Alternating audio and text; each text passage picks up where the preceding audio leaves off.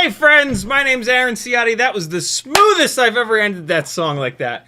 Everybody calls me Ciotti. Welcome to Fresh Gear Friday. Today we're going to be checking out the Emax Avia 1.2 inch 30 millimeter tri-blades to see if they're any good. We will see how the inner diameter is, see if you have to drill them out or if you're going to ruin your motors by putting them on. We'll take a look at what they weigh, and then we'll fly the hell out of them. I'm sure that they'll be, I'm not sure, but I have a feeling they'll be durable. They feel like a durable kind of propeller. They actually feel really durable. We'll see what the flight characteristics are like, what the runtime is like, all that good stuff. We're primarily going to be flying them on the RCinPower 0702 29,000 kV motors. The most powerful set of 0702 motors in the world. Does that come through loud enough that you guys can hear it? It's playing out of speakers here, and then the sound has to turn. It has to turn around and then go into the microphone. Sound doesn't turn. Sound bounces. It's probably bouncing off me. It's probably bouncing off my big face. Yeah. In the process, we're going to fly these motors a bunch more to continue learning about them. And we might, I'll probably put one battery through the 40,000 kV Happy Model motors first, and then we'll start flying this a bunch. I remembered that I have I did a tiny whoop order, so I have a clone popper on the way, which I'm super excited for. That's my favorite of the prop poppers. But on Wednesday's stream, I realized that the WeBleed prop popper, the little forks on the bottom here, they're a little bit farther apart. And with these new HQ ultralight bi-blades, they won't grab it. They will not. They're too far apart for how slim and skinny the hub is on this particular propeller. And I was like, well, great. So these props are stuck on here until the tiny whoop order gets here. But then I remembered that I have one of the old school, like absolute first gen. I swear I was like the first person to order one of these. tiny whoop prop poppers, and the jaws on the fork rather is a lot closer together on this guy. So this should easily get these propellers off, which is exciting. I forgot that I had this because I put it in this excellent little thing, which was designed and printed by Custom FPV. Tiny Whoop sells it. Look at this thing. Look how slick this is. Ooh, spot for your clockwise, counterclockwise, and the old school prop popper right in the middle. I have rabies and I can't do it, but I swear it fits in there. Oh, you got to put it in the... That's fantastic. You got to put it in the one way. It doesn't go in both ways. Insert dick joke here. So yeah, this little thing. This is I keep this in my little flighty bag. I got an extra set of motors in here, a set of screws in here, and a bunch of extra propellers. Very, very cool little tiny jib jab that you can fit like anywhere. And when the top is on, everything is segmented, so every time you open it up, there's not a huge mess in there. Really, really, really cool little glip glop. I need to get the prop popper out of it. And a great reason to get one of the OG prop poppers because it's the only one that fits in here. So, yeah, highly recommended, yo. Where can I put this that I won't forget about it? Right there. That's a good spot for it. So that's the plan for tonight. Of course, this is we're going to do a bunch of Q&A. Drop any questions that you've got into the chat, and we'll talk about them. That was a battery that I flew with the Walk Snail 65 millimeter freestyle rig. This guy at Alpine Slot Cars in Helen, Georgia. I went up to visit my dad last night, and I just happened to have 3 batteries, what I thought was 3 batteries. It turned out to be 2 batteries that were charged from the Wednesday night stream that I didn't run down, and so I just threw it in a bag. I will say this. Here's my... I kicked the chair. Here's my my plug for my Etsy channel. Is it on Etsy? No, Teespring. These tote bags are on Teespring. And boy, are they perfect for if you've got like some kind of a transmitter bag. You could just throw your transmitter straight in there, but if you've got like a cool little transmitter bag, put your transmitter in there. This tote bag fits the transmitter, one of the cool little custom FPV whoop holders on the side, and then a set of goggles on the other side. And you've got this like super, nobody knows what it is, simple little thing that you can bring with you anywhere, and it's got enough stuff to fly from. And there's some extra room, but it's nice, man. It doesn't take up any space. It drops right behind the passenger seat of your car. Yeah, perfect little setup. This transmitter bag actually now just lives in here. This is where it is gonna be. Throw an extra lanyard in here. Do yourself a favor and get an extra lanyard and put it in here because you're gonna forget. You're gonna forget to grab your main lanyard. So yeah, super cool. Just the right amount of space. Nobody's ever gonna think you got drones in there, which might become really important with what's going on up in New Jersey. Jesus Christ. It's really starting to feel like, I don't know, they might come down on drones pretty hard. So good time to be into tiny whooping, that's for sure, because they can't tell us what to do inside of our own houses. And even like flying tiny whoops outside, nobody's going to hear it. Nobody's going to care. Like if the cops come, if they come down hard on drones, and you're out flying a tiny whoop and a cop shows up, they're not going to care, right? It's fucking tiny whoop. But this is a weapon. No, it's not. This is a fucking, you know what I mean? So, yeah.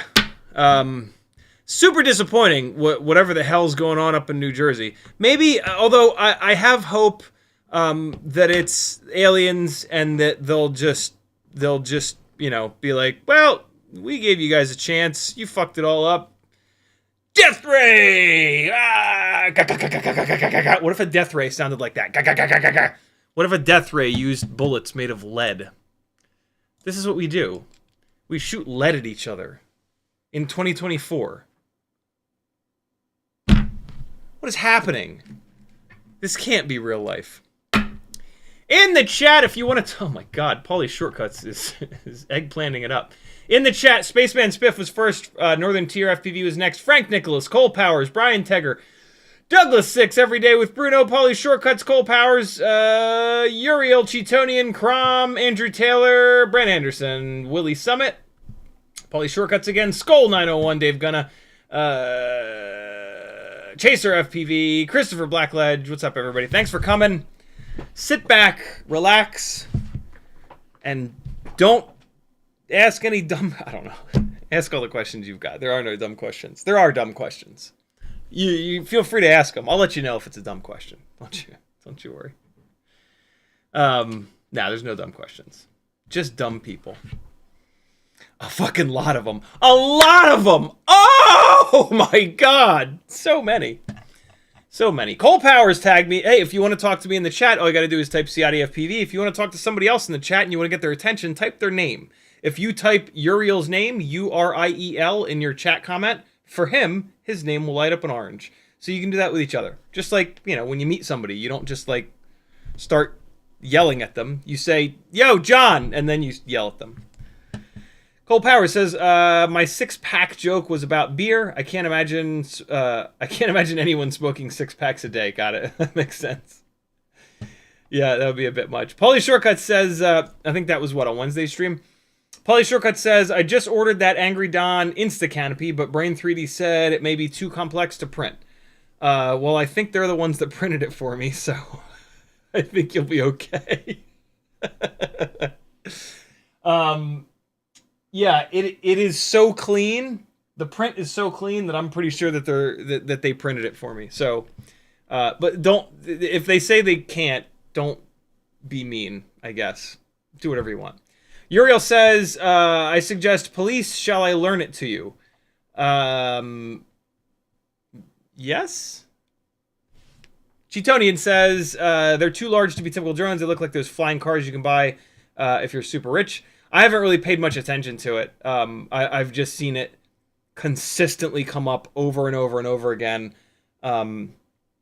Originally, I thought it maybe had something to do with the Amazon delivery stuff.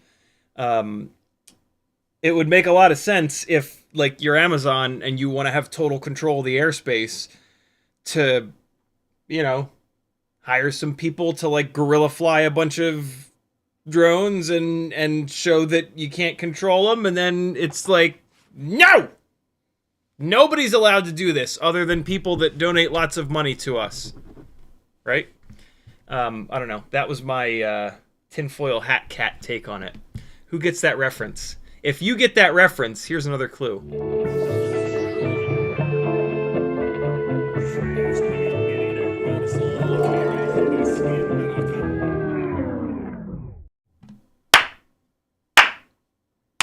Oh, sorry, headphone people. Well, you're all dead now anyway. If you would like a piece of FPV history, boy, have I got you covered. If you like these live streams and you want a piece of history, a piece of CiottiFPV / just FPV history,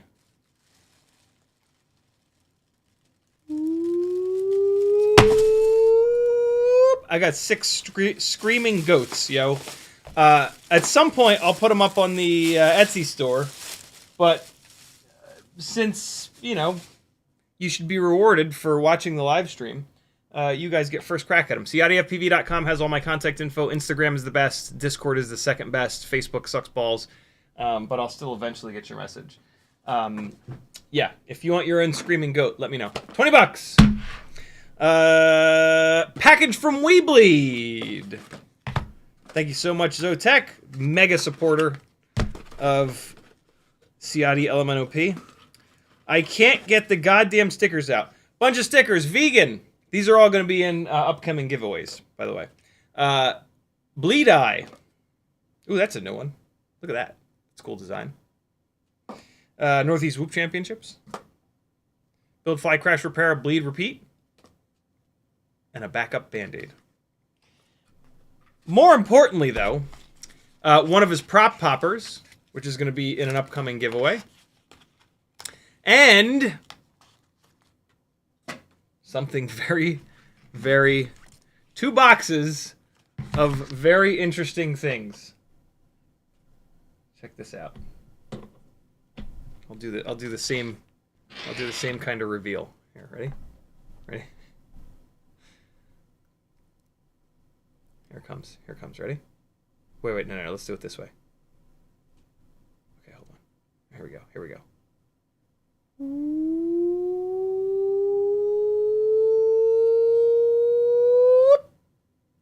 Look how much longer the new batteries are. These are 465 mAh batteries.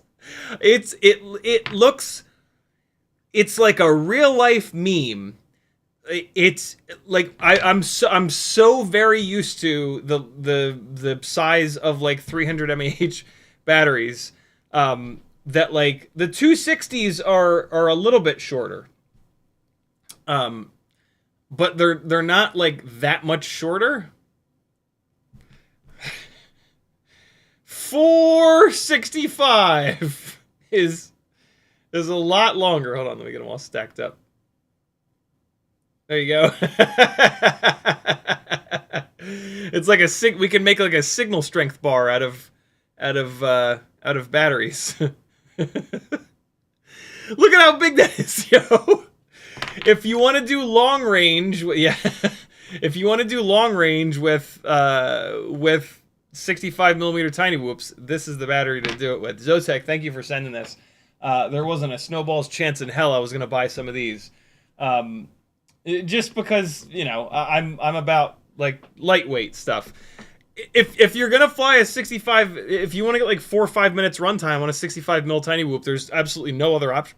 Excuse me, no other option than these.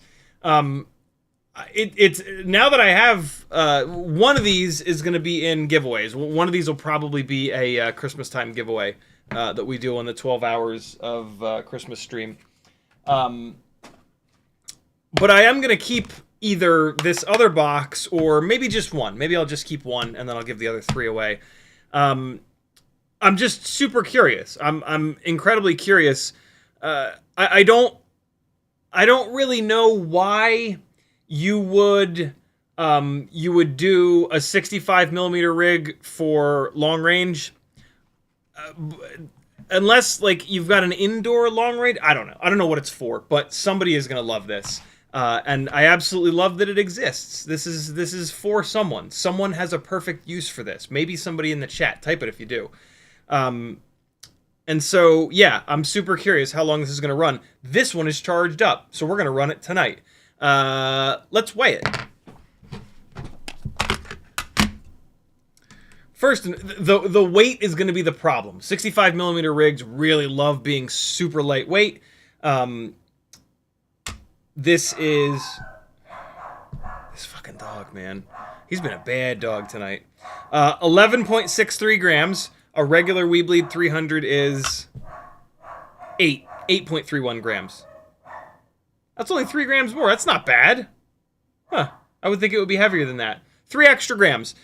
So, like, if you've got an ultralight rig that's down in, like, the 17-gram range, 18, 19, 20 is basically what it's going to weigh. It's going to perform like it's 20 grams dry, right? So, yeah, this is cool. I'm actually, like, excited to mess with this and see what it does to the runtime.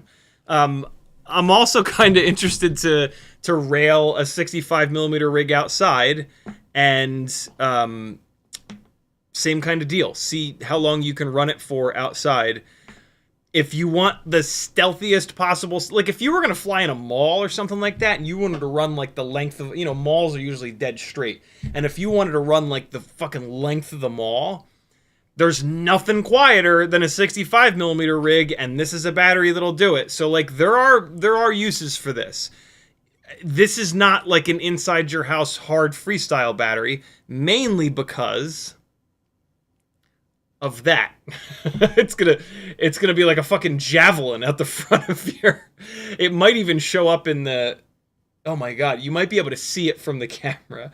So yeah, you're not gonna want to crash with this thing, but there'll be a perfect use for this. You know what this is for? This is for diving a 1,400 foot tall radio tower with a 65 millimeter whoop. When I did that with a 300 mAh battery, at the bottom, I was full throttle to try to just barely get it over the fence, and then it crashed into the dirt.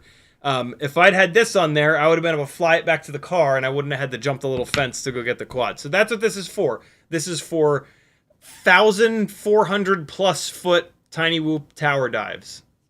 There it is. I have to go get that package, but luckily I just mentioned the 1,400 foot tower dive, and so I'll play that video for you guys. I think it was no, it wasn't this year. It was last year at Rampage. Speaking of, I still need to get that. I never ended up putting that edit up. I never like finished the edit. I have like a test version of it. Yeah, but yeah, I never finished it. Do I have music in there? I do have music in there. Yeah, I'll play it for you guys with the music. What the hell? I'll be right back. I'll play the whole thing for you. It's 3 minutes. Hold on. Lots of exclusives tonight, yo. Let me give you guys audio. It's gonna be in here. Black Hole 2 channel, yes. And we're gonna go here. Nope, that ain't it. We're gonna go, oh, yep.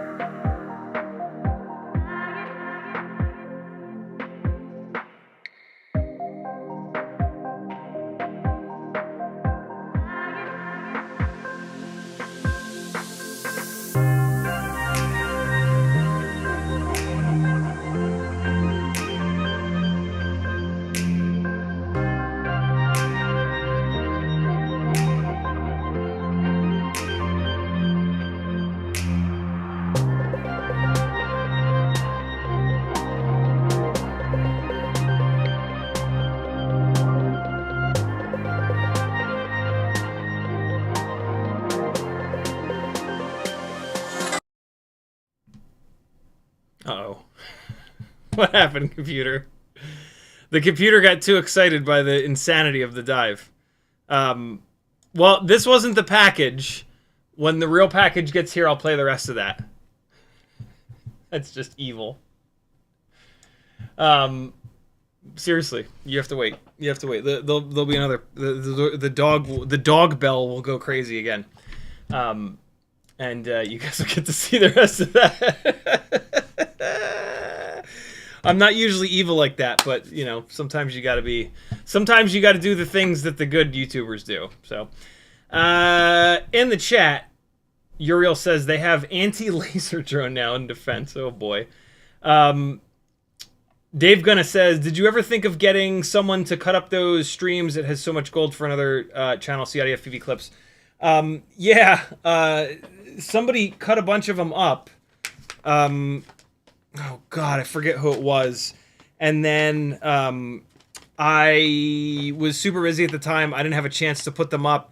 And then he needed space on his PC, so he deleted them, and I didn't have a chance to pull them down, and they all disappeared. It was just from one single live stream, though. It is incredibly time-consuming to do that, and I can't. I can barely pay myself. I certainly can't pay someone else, unfortunately. So, yeah, it's just not something that that I have the ability to do. Maybe someday, but yeah, for the moment. It's the timestamps and or just put the streams on in the background and you'll hear cool things and then you can rewind it and away we go. Willie Summit says melt your props / iron. Oh God. Uriel says most people outside mental hospital then in there. What does that mean? Thrash FPV says so why does my 2G4 only power on without a camera plugged in? It smoked with a camera plugged in and wouldn't power. Your camera is blown up and it is a closed circuit. I checked all wirings correct between the camera and the board, so confused. Yeah, the only possible reason for that is if the camera is either... You might have the positive and negative leads reversed on the camera, or the camera is blown up and it's failed as an open circuit. But yeah, if your flight controller or your AIO or ESC are fine, and then you connect something to them and they're not fine, and you have not reversed the positive and the negative, that thing that you've connected to it is blown up, and it's an open circuit. That has happened to me on many occasions over the last 8 years. The most recent, not the most recent, but the most challenging troubleshoot that I've ever had with that happening was an analog 5-inch rig that I had a little tiny microphone on back in the days of getting audio through analog into our goggles and wearing a little earpiece, thinking that we're cool, thinking that it would make us fly as good as Mr. Steele. And the microphone failed, and it was an open circuit, and it was causing all kinds of weird shit to happen on the flight controller. And I had the microphone tucked away, and it was soldered to the underside of the flight controller, and so like I didn't even see it, and I was going crazy. I replaced everything on the quad before realizing that, other than the flight controller, before realizing that the microphone was down under there, and I cut one of the leads on the microphone, and magically everything was fine again. That was super annoying. So yeah, that's almost certainly what's going on, Thrash. Cold Power says, Maggie will be impressed with his new batteries. Cheetonian says, battery rams. Nice. Battery rams. Crom says, long batteries, do they freestyle? We're going to find out. WeBleed's in the house. What's up, Zotek? How are you, dude? Thank you so much, as always. Lewis says, got Air 75 and the camera looks awesome inside, but then I went outside sunny and it kind of looked bad, and I couldn't see shit. Any ideas? Most of these Tiny Whoop cameras have no adjustability whatsoever, so there's really nothing you can do about it. Try a different camera, and or just deal with it. Yeah, the CO3 does look really good inside. I'm considering moving towards the CO3. The problem is weight. That camera with an adapter, like this very cool one that is in this mess of a desk somewhere that Timmons created. Where the hell? There it is. Timmons created this little, I think it's specifically for the CO3, 3D printed adapter so that you can mount the CO3 camera in a Mobula 6, an old school upside down ball sack Mobula 6 canopy. Yeah, that setup, I think it's going to be damn near 1 full gram heavier than a Runcam Nano 3 in there. And like, the CO3 is not that much better than the Runcam Nano 3, so I don't know about that. It feels like the only way to get a CO3 onto one of these whoops and keep it lightweight is to use the G-string canopy. The new, the current Beta FPV G-string canopy setup, it's all right. I don't love it, but it's all right. At least it's durable. I don't know. I'm gonna start messing around with it again. I also want to try the new Happy Model G-string canopy. It sits a little bit lower. I don't know. We'll see. We'll see. Cole Power says, put it on the Walk Snail 1S and see if you can get 3 minutes. That is not a terrible idea. Yeah. Yeah. The only problem is the extra weight. You know, now you've got like a 65 millimeter tiny whoop that's like 45 grams probably all up. I'm actually curious. Let's see. I mean, it is only 4 extra grams, but like, you know, you've got 6 extra grams from Walk Snail, and then you've got another 3 or 4 extra grams. So the little RC drift car chasing rig is 24.4 grams with the big long battery. That's not that bad. 36 grams right on the nose, whereas it's normally 32.8 grams, almost 33 grams. So, yeah, what's funny is, like, I would rather put this on an analog rig because an analog rig is already lightweight. So then this is the extra weight added from this makes an analog rig fly like a Walk Snail rig. The Walk Snail rigs are already heavy, and I really don't want to add any extra weight to them, right? So it's like the weirdest back and, you know, I mean, that's the game, right? We add power, we need to add battery, it adds weight, we need more power to make up for the extra weight, then it doesn't fly as good because it's heavier. Like, it's this back and forth of extra power versus extra runtime coming along with extra weight. There's a really fine balance, right? And then, like, the weight that you add makes it, you've got less of a power to weight ratio, and it's tough. It's very tough. I don't have a problem with short run times if the performance is there, right? Like a 2.5 minute runtime with good performance, I'm willing to overlook that. I would rather not get a 3.5 minute runtime and have the performance suffer, right? That's a tough balance to get. 5-inch rigs, it's less of a problem. There are just so many components out there, and those big ass propellers are really nice and efficient. Tiny whoops are it's the most difficult. It's the most difficult to balance all of that because we have the least efficient sized propeller. As propellers get smaller, they get less efficient. There's nothing you can do about that. That is physics that you're butting up against there.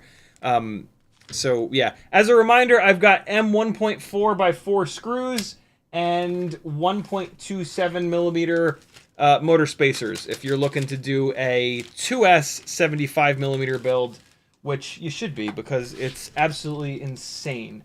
You're going to need those if you're going to run a 2 millimeter tall motor with the Mobula 7 V3 frame, which is the frame you want to reuse. It's just, yeah, it's awesome. Uriel says, you can potch Teddy. What's potch mean? Paulie Shortcut says, will that battery fit on top of a Babito? I don't have my Babito anymore, but I can tell you that a 300 mAh battery was all the way up against the top of the camera. With this battery, it would be in the camera view. You would have to hang this battery off the back of that damn thing, and then you'd have to run a really long battery lead to get all the way back there, so I don't think you'd want to do that. Cole Power says, tease. Christopher Blackledge says, finish the analog build, Beta FPV 5-in-1. Crazy it came with Meteor 75 bind and fly. I wanted those motors, 1102, 22,000, put on a small 75 millimeter frame. The one that has 2S holder. Happy models, I believe, but it's a tough frame, I'll say that. feels compact, flies like a 65 with, I think, 2 batteries just finished at the same time. That was such a weird series of beeps from over there. Nice, dude. Let us know how that flies. It sounds like you haven't flown it quite yet. Flyzone FPV says, hey, Moss1 says, happy Friday the 13th. Is it really? Look at that. It's murder day. Thrash FPV says, that cam was from a rig I bought. I thought the AIO died on, and I got a replacement. There you go. Gonna throw that board into the 2S I blew up last week. It's a good day today. There you go, man. Yep. Hold on. The ISDT is beeping in a way that I've never heard it beep before in years. Okay, no, yeah, both of these, that's super weird. That's never happened before. Both of these batteries finished at the exact same time. And it was beeping for each one of them. That's super funny that it was doing that. All right, one more battery on here. And happy days are here at last. All right. All right. Ugh! That won't beep again for a while. Am I caught up on chat? Almost. Cole Power says, ISDT casually letting know your battery's on fire. Yeah. That's why I heard the double beep. I was like, is that the this battery is on fire beep? Limit says, by the way, the 1.2 by 1.2 by 2 HQ props are available at the HQ website. I received a bunch of them today. Very cool. Limits, where did they ship from? Did they ship from overseas?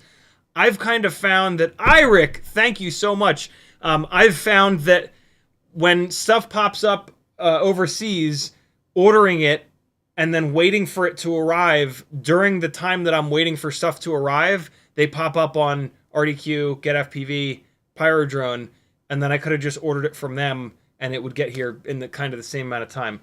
Where are they shipping from, though? Iric Gretboy Toft with a $20 super chat. Dude, super generous. Thank you so much. He says, hey, man, keep rocking. Have an awesome Christmas. Thank you, dude. Super cool of you. I hope you're doing well. Iric and I got to hang out on weekly phone calls for Joshua when we were working on his FPV Know-It-All site. And it was really, really cool to get to hang out. It was 4 of us on a Zoom call, and we would have a blast every week. And I missed that. I really do miss that. It was super, super fun. And we did some really good work on that website, which helped tons of people out. So that felt really good that we were working on something that was like really important and you know, helping lots of people. Autistic Yap with a 99-cent super chat. Thank you, dude. No comment. Just wanted to support the madness. Thank you, dude. Limit says they ship from China. I ordered last week, but I live in Europe, though. Okay. Yeah, here in the U.S., when we order stuff from China, it'll take upwards of like a month to get here a lot of times. And in that amount of time, they'll pop up stateside and we can just order it. So, yeah. Keep waiting, friends. I'm really impressed by these props. We're going to fly them in a little bit. Pre says, considering a walk snail fractal build with the Tiny Whoop 30,000 0802 motors that you tested with the walk snail 1S V3 kit, what do you think of this? The main thing I think is that you want to stay away from that frame. That is a frame that's going to give you less power, less runtime, and less durability. So get away from that frame. Just use the regular old plastic frames. They're better in every way. And that's going to be a much better build. So you're doing walk snail. I would not necessarily recommend 1S.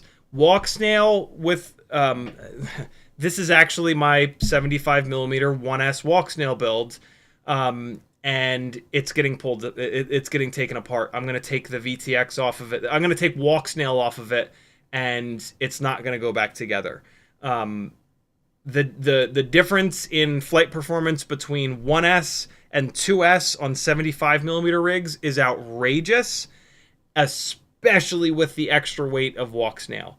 And so, yeah, I flew this rig another couple times, and there's no reason to keep this together when the 2S build is just better in every way. Better power to weight ratio, significantly more runtime and efficiency because of the higher voltage.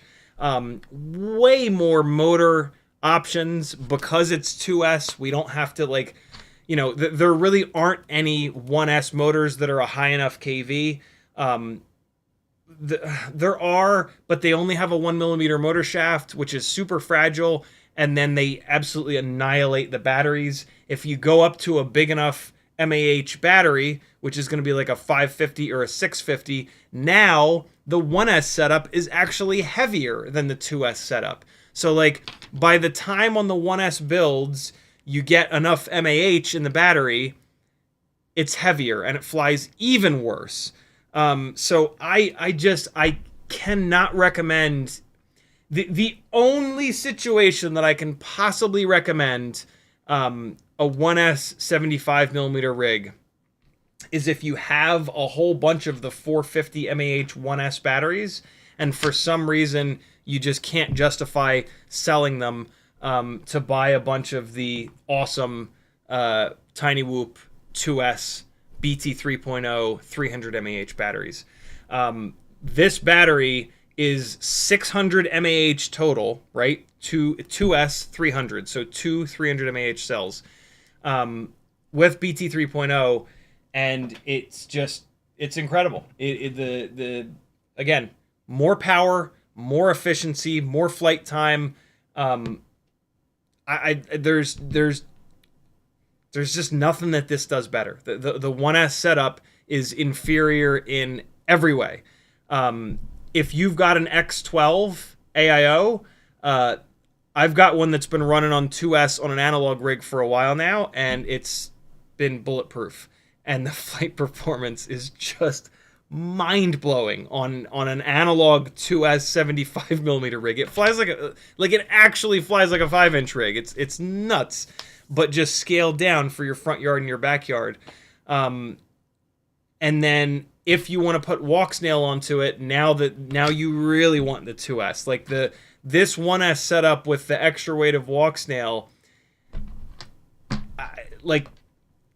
it's just not there. It's like the power to rate ratio is not right, and then the efficiency isn't good either. And so it's like, what is this for? Like, I've been keeping this together, like, just because this is the best possible setup if you're going to do 1S 75 with walk snail. But, like, the more that I fly these 2S rigs, it's just like, why am I doing this? Like, why am I flying this? This makes no sense. And so, yeah, it's coming apart. Like, I hate to do it because I spent literally hundreds of hours figuring this combination out. And it hurts to just bail on that, but the live streams are up. You know, that whole process will live on for as long as YouTube lives. I'm not going to keep this rig together just sitting inside of this thing, not getting flown ever, right? Like this has been just sitting in here, and I have not touched it since the 2S. I flew it maybe once to compare it to the 2S rigs. And then the other day I flew it again, and I was just like, no, I'm not gonna have, you know. Not to mention that this is like $200. You know, this has like $200 tied up in it. I can't afford to have $200 just sitting here that I'm not using. I'm not doing anything with. That's silly.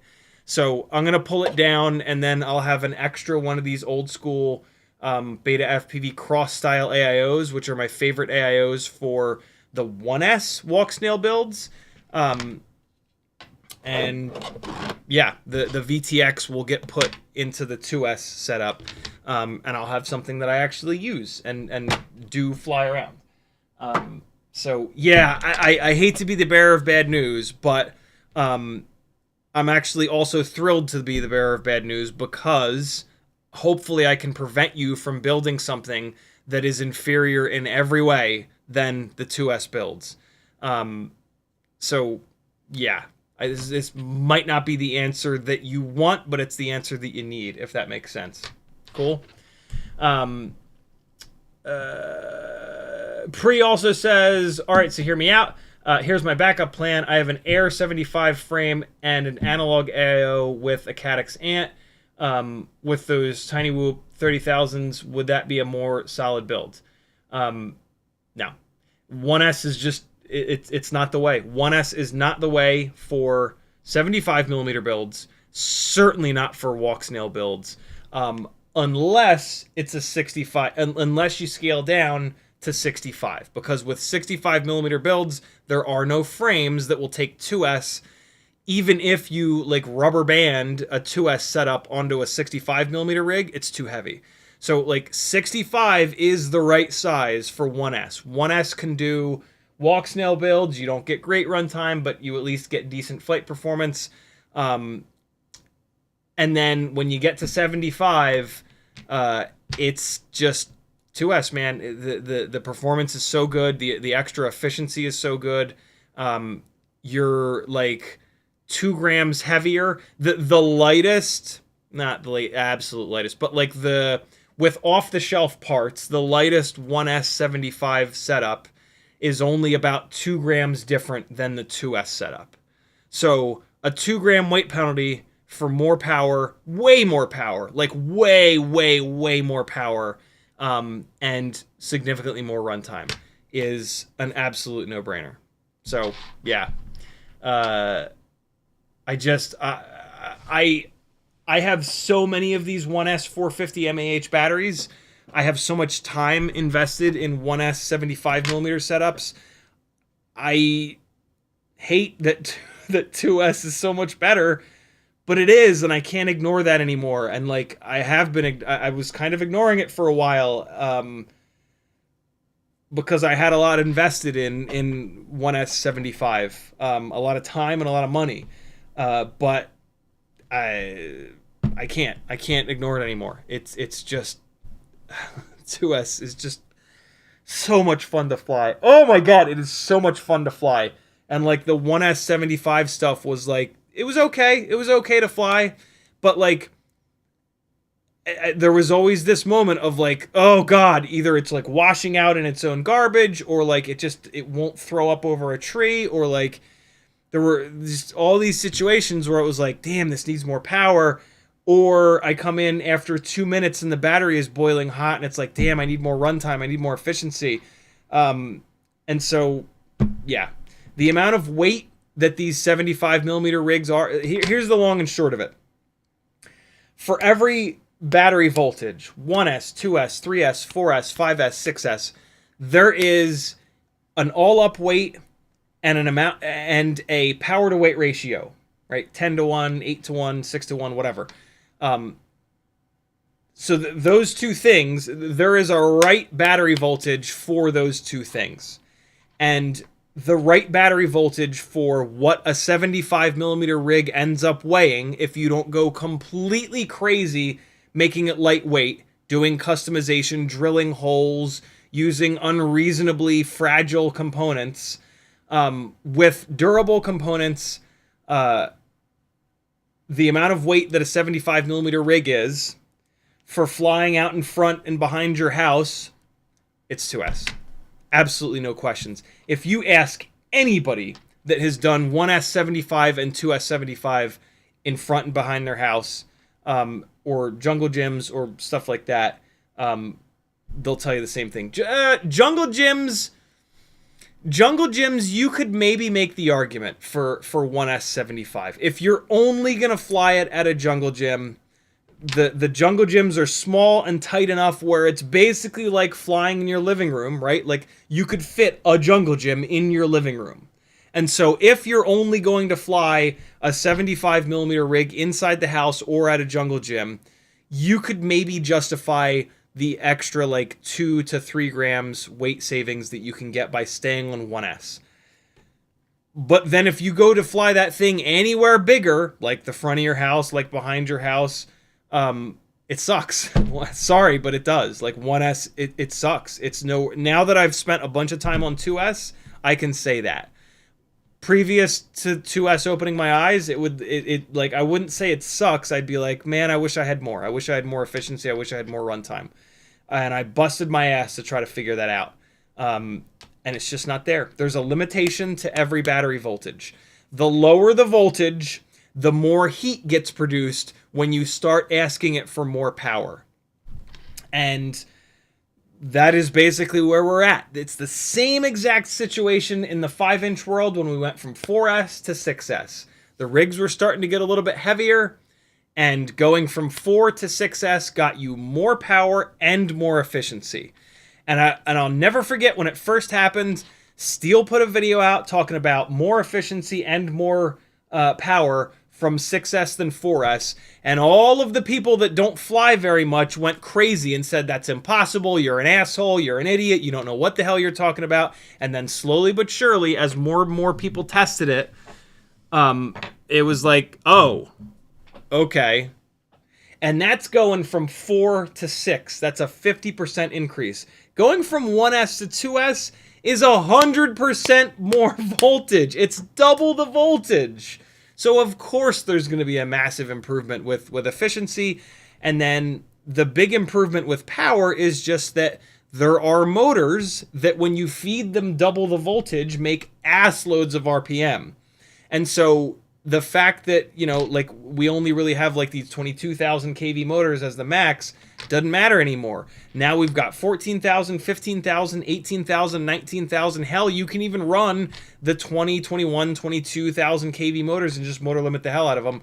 And you can just get like basically an infinite amount of power out of the 2S setup because of that extra voltage. So it really just, it fixes so many problems. It's really, it's staggering how good it is. I every time I fly it, I'm like, holy shit, it just does. It's just so good. It's so good.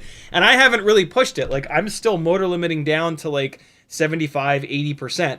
I don't even know what it would be like at 100% on these like 18, 19,000 kV motors. If you're really power hungry, sky's the limit with 2S, man. So yeah, like I said, probably not the answer that you wanted, but it's the answer that you need, brother. Stop spending money on 1S75 right now. Any money that you have spent, sell it, and go to 2S. Down the road, you're going to go to 2S anyway. So you either piss a bunch of money away now trying to make 1S work like I did and time, or you stop and, yeah, pull the Band-Aid off earlier than later. Cole Power says, how long... the long battery could sit a little further back and offset the weight of an Insta360. I don't know, I'm spitballing. Maybe? Then you'd have to run the battery lead really long. So, it's a super interesting idea. You got to be careful, though. So, pushing a camera... So, like, the tiny lifters, right? The reason why the tiny lifters work and are able to pick up a heavy-ass 26-gram Insta360 Go 2 is that it puts the Insta360 dead center. When you start pushing a camera forward, it's going to overload the front motors. So what Cole Powers is talking about is then offsetting and pushing the battery back, so that you're keeping the center of gravity balanced. So you're no longer going to overload the front motors because you're bringing that weight back. The problem becomes you're spreading more weight on the pitch axis. And so what happens is when you go to do anything with pitch, it becomes very sluggish. And then when you do stuff on roll, it's very quick. And it leaves you with like a weirdly balanced feeling, and like you have to end up like really pushing the PIDs hard on the pitch axis, which is, I was so thrilled that when they put those extra sliders in for pitch. So that's the only like technical problem with doing that. That's actually like a really good idea, and that's a really good thought. The tiny lifters are there's no way to do 1S and pick up the Insta360 Go. So you would have to have two of these in parallel, which is the setup that I have. That's a super interesting idea, dude. I'm for sure going to try that. That's going to add, what did we say? This is 4 extra grams, 3 extra grams. It's going to add at least 6 extra grams to the tiny lifters, which is an awful lot. The biggest pain in the ass is going to be that I'm going to have to custom build a battery lead. I guess what I could do is rotate the AIO so that the battery leads are in the front, and then push this battery all the way through. Yeah, that's a super cool idea, dude. Super, super, super cool idea. The double BT 2.0 leads that you can buy, they are barely long enough for like a regular battery to go in here. And so look how silly that looks. So like the farthest back I'd be able to put it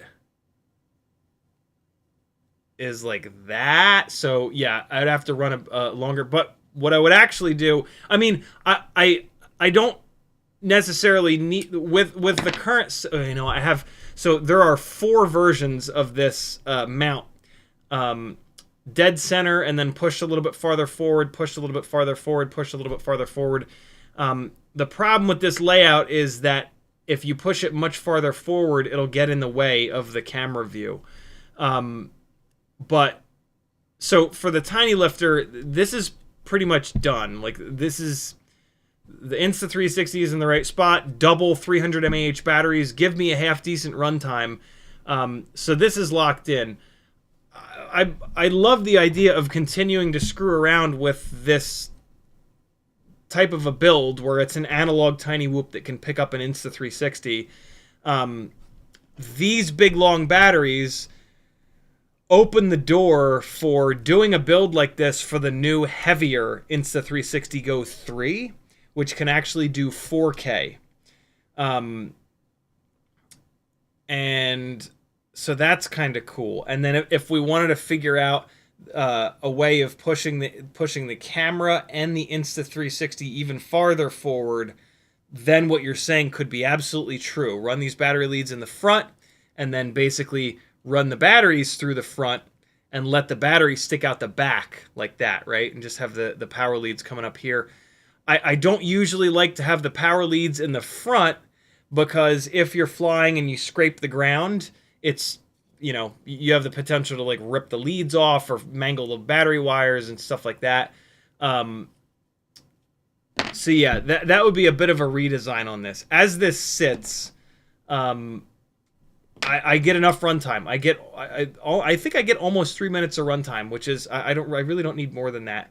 But that's a really good idea, dude. That's a really good idea.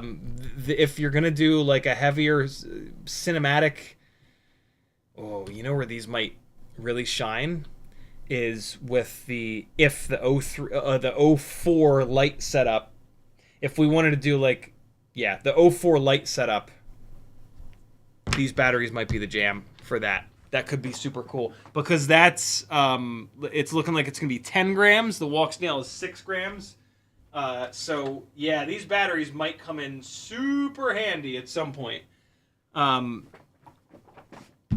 I'll be doing builds in my brain, and like I said earlier, I'm sure that there is someone or some build that these batteries are absolutely perfect for. And if anybody's gonna figure that out, we're gonna figure that out. You know what I mean? Remember I was talking about the Beta FPV 12 amp AIO. I was gonna break down and then put it in the V4 frame so that the USB port's not in the way, so I could run these 802s, and I was gonna put an external VTX on it. I realized earlier today, I mean I can do that, but I wouldn't have OSD. This version 3 Beta FPV 12 amp with no USB also has no OSD chip on it, because it's specifically meant for use with digital. So yeah, this is just gonna I've decided to pull this apart, so the 2S walk snail rig is gonna go back together. I'm not gonna move this AIO anywhere. It's gonna stay in this frame with the RCinPower 1002 19,000s, and I'm just gonna slap a third walk snail VTX onto it, and hopefully it doesn't blow this one up. And so yeah, that's nice. This is the analog 2S 75mm rig. is going to be coming out of this version 4 frame and just going into another version 3 frame. I need to get a bunch more Mobula 7 V3 frames. The V4 frame is super tempting because it's a gram lighter, but you have to remove the battery bay things, and then the USB port really gets in the way. Yes, you can put really tall grommets on it to lift the AIOs up just barely high enough that the USB port gets out of the way, but I don't like doing that. The posts on these plastic frames that the AIOs mount to, I've broken quite a few of those over the years when you crash them really hard, and it's super annoying when you break those posts because you got to pull the whole goddamn thing apart, all the motors off, stack out, and so I'm not going to do that. I'm going to keep this V4 frame. It matches up really well with the Beta FPV 12 amp AIO because it does not have a USB port on the bottom at all in there. They use a JST plug with a little dongly boy. And I've already got this V4 frame notched out for that JST port. So I'm going to hold on to this V4 frame.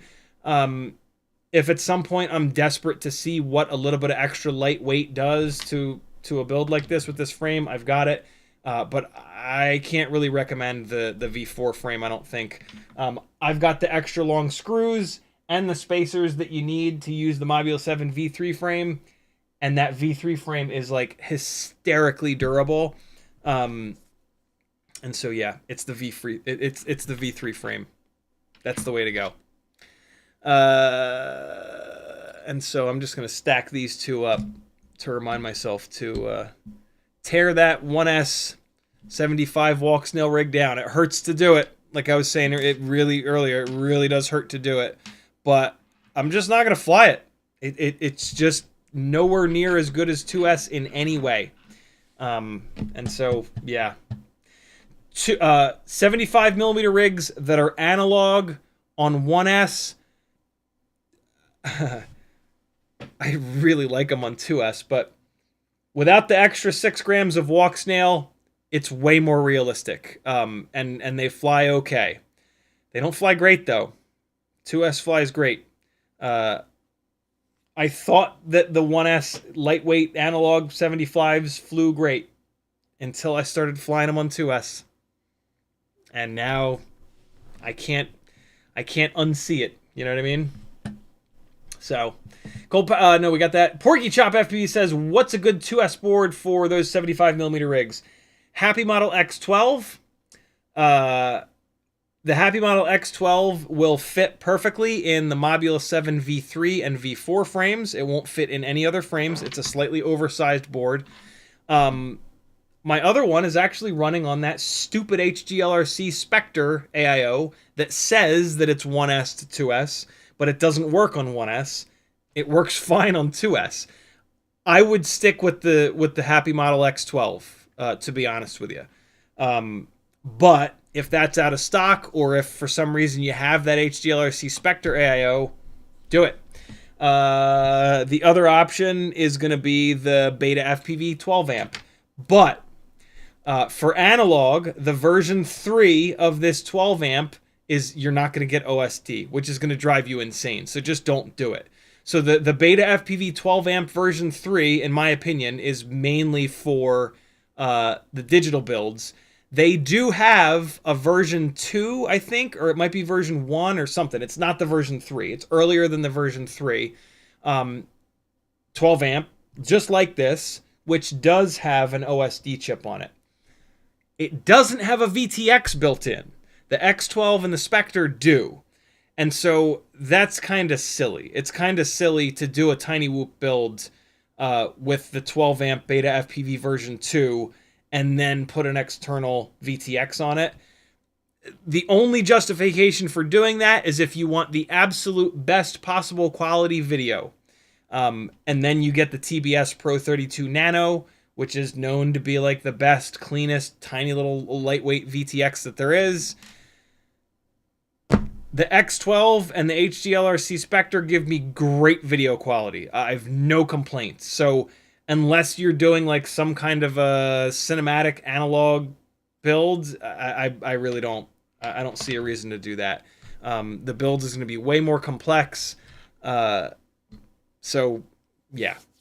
And, like, who the hell is doing analog cinematic builds other than me for the chasing the little RC drift cars? So, yeah, there you go. Limit says, can't wait to see you build 2S 75mm 04 Lite. I know you will. Yeah, I will hopefully be the first one to get that build done. I am so fucking excited for that. Pre says, thanks so much, man. So much good information in such a short amount of time. You're certainly welcome, brother. Bob Bruce says, do you have plans for those motors? They are the Bell swapped 33,000s, right? I have a lot of Bell swapped 0802s at the moment. Some of them are I got to get rid of some of them. These are the 33,000 kV 802 Bell swapped motors. I will be keeping these. Sorry. The 30,000 kV ones, I can probably be convinced to sell. It hurts to sell them because it's a red stator with a purple bell, and that's the old school CiottiFPV logo. So it like, I'm like, ugh. But I will almost certainly sell them because I have these. I am going to keep a 1S 75mm analog rig together. It's probably this. It's probably this one. Actually, I'm going to keep two of them together because Cloudhopper very kindly built and sent me this. And there's no way in hell that I'm going to sell this. And there's really no reason to tear it apart. So I'm probably going to have forever 2 analog 75mm builds. And yeah, it's right here, and they'll probably be what lives in this awesome custom case that Custom FPV made for me. And yeah, I'll keep some of the 450 1S batteries, and there'll be a time and a place where I fly these two guys. But yeah, the Bell swapped 33,000 kV motors are staying with me. Cloudhopper custom wound a set of the Happy Model RS 0802 motors. This is the lightest weight 0802 motor with a 1.5mm motor shaft. This does not have, so this frame and these motors are about as light as you're going to get it. This canopy and camera setup are not the lightest. And so I will probably swap this over. Also, it bugs me that it's a clear canopy with a clear frame with a black canopy. I will almost certainly swap this build over to a clear old school Mobula 6 canopy with a Runcam Nano 3, so that this is a little bit lighter weight. And then, yeah, I mean, it already flies pretty damn good, and it'll be a little bit better. And yeah, so these two are staying with me. Especially with those props that are coming. I have the HQ Ultralight 1.6-inch bi-blades coming that are drilled for 1.5 mil. So these two are going to get flown a bunch very soon when those props come in. There's going to be a live stream comparing like kind of the hottest 1S 75 mil builds on those props to these 2S builds. And I'll try my best not to rag on these too badly. But yeah, I mean, you'll see. You'll see the difference, and you'll be blown away. Here's the other thing too. I've barely scratched the surface of these 2S builds, right? Like, I have not started refining these 2S builds at all. These two builds have many months of effort put into them. You know what I'm saying? Trying different parts, trying different motors, trying different ways of building it, different AIOs. And yeah, a lot of that experience carried right over into the 2S builds. So yeah, I mean, the 2S setups are probably pretty close to their final form. But yeah, interesting stuff. If you told me 6 months ago that I'd be sitting here telling people not to build 1S 75mm rigs, I would tell you that you're fucking stoned out of your mind. But you can't argue with the results. It's BT 3.0 is awesome, And yeah, it gives you so much range of that build, of what you can do with it. Big power, big runtime, somewhere in between. Really, really cool stuff. And the AIOs are holding up, which is amazing.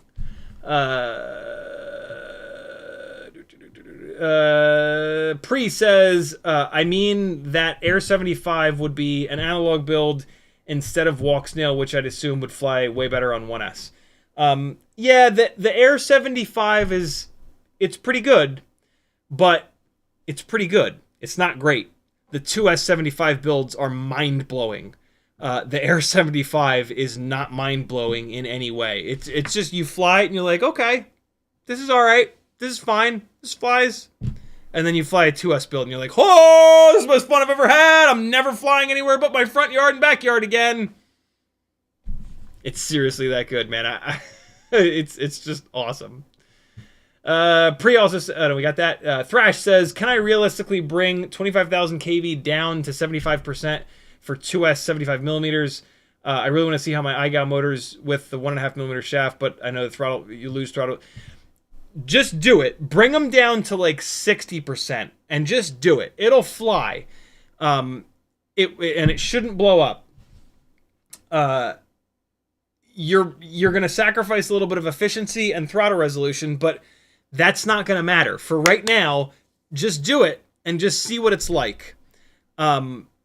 And then you'll be like, oh my God, 2S is the way. Let me sell a lot of this 1S 75 stuff. And then you'll have money to just go all in on 2S and get the right set of motors, and away you go. But like, you'll be totally fine just doing it. To be honest, it'll probably be full-blown fine. And you could probably run that forever and not even notice the little bit of the little bit less throttle resolution and the little bit less efficiency. But yeah, eventually you'll be like, well, it could be better. Eventually there'll be a time where to buy lower kV motors, and then you do it and away you go. Also, 802. Well, I'm not gonna say that. I was gonna say 802s are a little bit too small, but I haven't actually tested it yet because I chose the wrong frame like a dum-dum. I will be testing the 802s, but I've run the 803s and they're not quite enough. The 1002s are just magic on 2S. 802s will probably be fine. Do it, just do it, and you'll be blown away, and then that'll give you the kick in the ass to get a set of 1002 18 or 19,000s, and then you'll just like your brain will melt out of your ear holes. Just another Kevin. What is it? What are you doing? I don't even remember the website that does this anymore that I set it up on. I gotta fix that. This is now in the way of that. That's a hot mess. I gotta Streamlabs maybe. Just another Kevin with a $20 super chat. Thank you so much, brother. He says, hey Ciotti, happy birthdays. Thank you, man. Happy holiday. Jesus, happy birthday. Thank you, dude. All right, let me get caught up on the chat, and then we're gonna dive into these props. All right, hold on. No wonder why the computer's weird. This is sitting here playing the whole time. Hold up.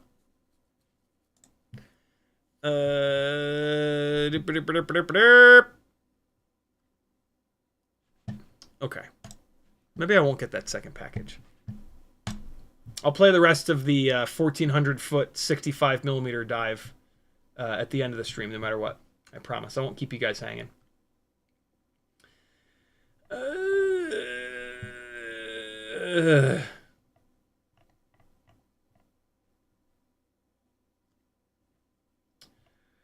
Where was I in chat? Thank you so much, YouTube, for randomly scrolling me to the bottom chat for the bottom of chat for the 40th time today, and making me have to sit here and figure out where I was. There we go.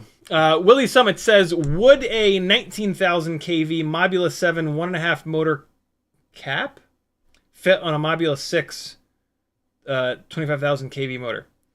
I think you mean motor bell. The Happy Model motors are universal as long as you don't change the stator size. So all of the 0702s, you can interchange the bells with the stators. There's no reason to. There's only one bell design, but if you wanted to mix and match colors, you could do it. 802s, it becomes much more interesting because you've got the RS 0802 bell. You've got the Tiny Whoop 1Z bell, which is the old school Happy Model 802 bell. You've got 1mm, you've got 1.5mm. That's the reason to do 802s. Right.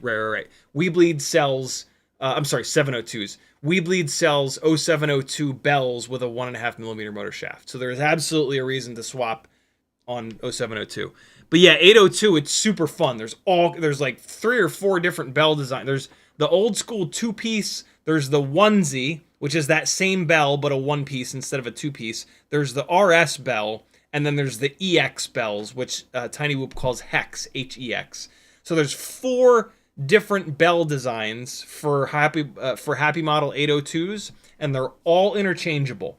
And the bell has nothing to do with the KV. The bell is just magnets, and there's the same number of magnets, and in theory, they're the same thickness and strength magnets.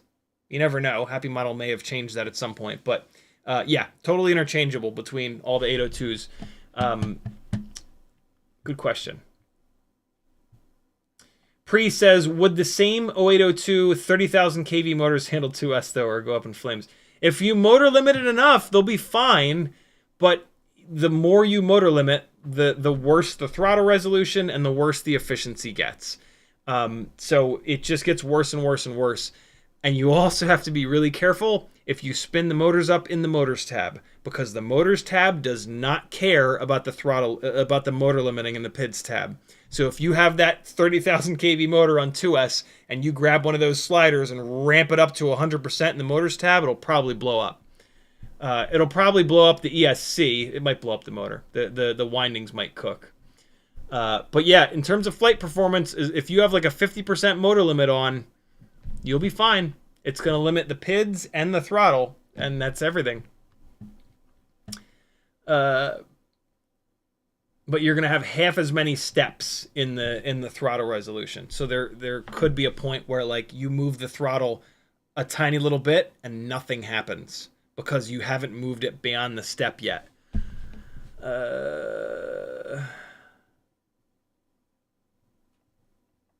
Skull 901 says, fly the 465 so we can see how it is. Okay.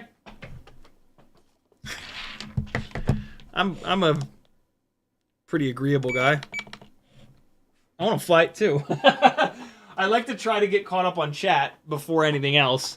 But if you like, I want to do it. I'm dying to know what a big old battery is like on a 65. So I got to really try to not crash. Don't crash. Don't crash, you idiot. Don't crash. Don't call yourself an idiot, you idiot. Don't call yourself an idiot. There we go. Got it. Watch that shame, friends. I know it's funny to like trash on yourself, but it's just not good. It just isn't. I know that you're doing it to be funny, but it doesn't matter. It's just not good. It's just not a good thing to do. I say that as someone who's done a lot of therapy, and I have an incredible therapist who has explained it to me in depth. Just take my word for it. It's you say something. Think of it this way: you go in the mirror and you say something to yourself enough times, you're gonna fucking believe it. Same thing. You're not doing it in a mirror, but you're hearing it and you're saying it, and some part of you kind of believes it, and that's not good. There's no reason for that. I'm trying to figure out what rig I'm gonna put these on. It's got to be the RCinPower rig, right? This is the rig that has the worst runtime, and it's fairly lightweight. Yeah, we're gonna run it on this one. Newbie Drone Cockroach V3 frame, Mobula 6 old school canopy, Runcam Nano 3 ORT micro V antenna, 2G4 AIO, RCinPower 0702. I'm not going to run it on this rig. I'm not going to run it on this.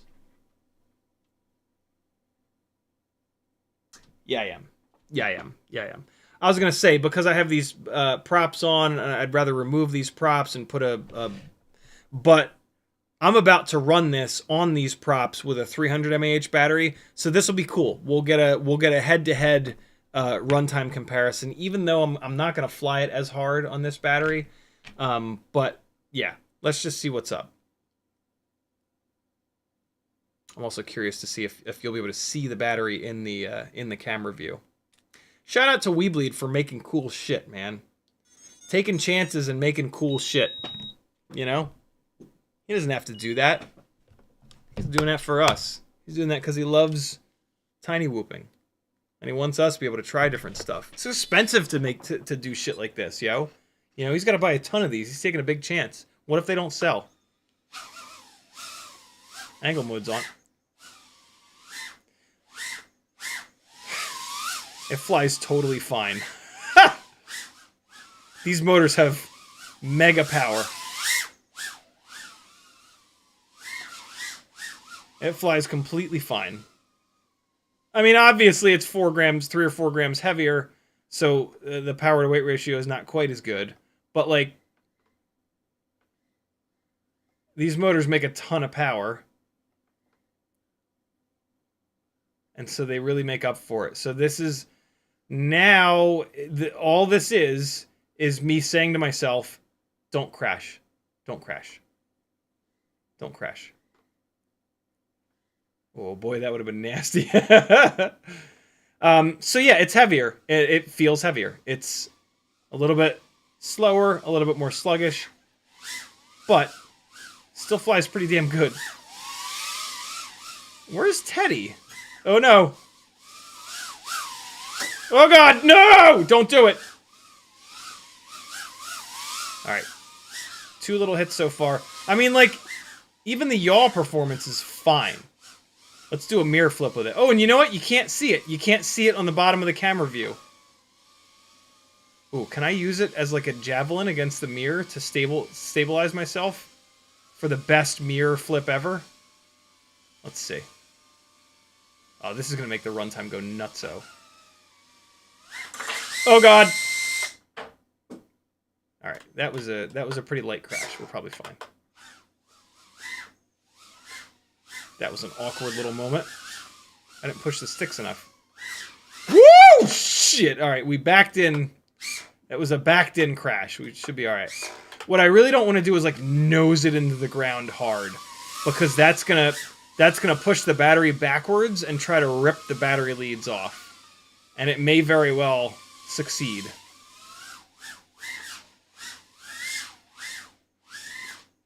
Oh no no! Backed it in again. Good. That's fine. Oh, you know what's funny? It's hard to turtle mode with the front motors because it's so heavy up front.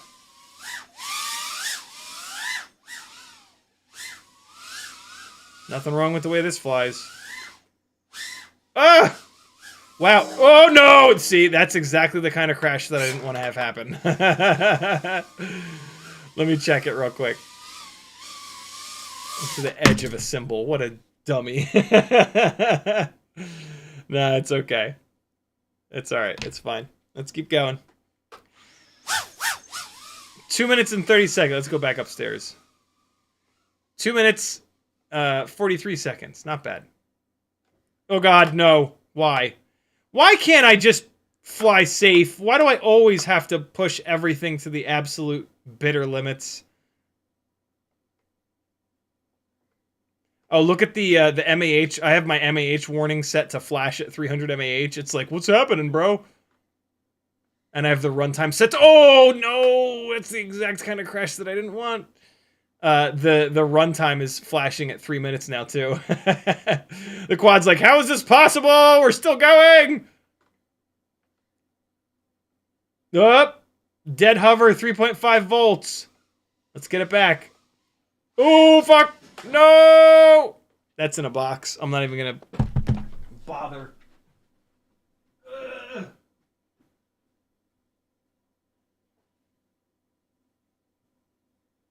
Kids are wilding out upstairs. I got the house all to myself. Maggie's on a writing retreat for the weekend, so I'm like down here screaming, blasting music. Chaos. All right, dead hover. What's it gonna be at voltage-wise? 3.5. That's when we come home. I mean, it is a bigger battery, though. I could probably run it more, but we'll just for the sake of argument, 3 minutes 35 seconds. This is a rig that I was getting a full minute less than that yesterday. We're gonna run a 300 mAh battery right now, though. See the battery bouncing back to 3.66? Yeah, so that's when I usually stop running these. So 3 minutes and let's just say 3 minutes and 30, because I did run it down a little bit more, right? I ran it down to like 3.48, 3.49. So we'll say 3 minutes and 30 seconds, nice round number. And now we're gonna run a pretty fresh 300 mAh WeBleed battery. And I'm going to try to fly somewhat the same. We'll do a mirror flip. I'll go upstairs, do a bunch of big shit. And then, yeah, we'll see. I'll Stevie Wonder it for you guys. I can't believe I Stevie Wondered 2 batteries yesterday, Wednesday. Here we go. Obviously, this feels lighter. Yeah, it's definitely noticeable. Oh, get you some. Let's get upstairs and do a couple big full room power loops. Oh, come on now. Oh, that was a big one, yo. So was that. Ooh, face first into the islands. Yikes. All right, I think that's about as much as I did upstairs on that previous battery. Let's get the mirror flip in. So I kind of fucked around for a second here, getting it all lined up. Oh, that was a pretty good mirror flip. Do another one real quick. Oh, the bonk in the middle of the mirror flip is my favorite. Cool, we got some crashes in. We got some turtle moding. Oh, God. I got a little carried away there. Yeah. Oh! It went through both! Oh, you... Oh, I was just going to say the F word for no real reason. I try to not curse sometimes. That was so dope. Oh, no way! It went through just the one gate backwards. That was all luck. But I'll take it. Oh, yo. Check this out. I fucking broke a speaker cone with a tiny whoop. This center channel was sounding a little bit weird earlier, and I pulled the grill off, and this absolutely happened from a tiny whoop. There's a crack in the cone of the driver, one of the drivers, and there's like a very obvious... Oh, yeah, get out of there, please. Yes. There's a very obvious white mark where it broke. Like, it didn't just break from me turning the volume up really loud. Oh, shit, I ran this too long. 3 minutes and 44 at a dead hover, and we're only at 2 minutes and 17. So, yeah, loads of extra runtime. Way more extra runtime than I thought. Part of that could be because I was taking it more easy on the... with the big battery, because I was specifically trying to not crash. But yeah, there you go. Huge difference in runtime. Over a minute of extra runtime from the 465. Very cool.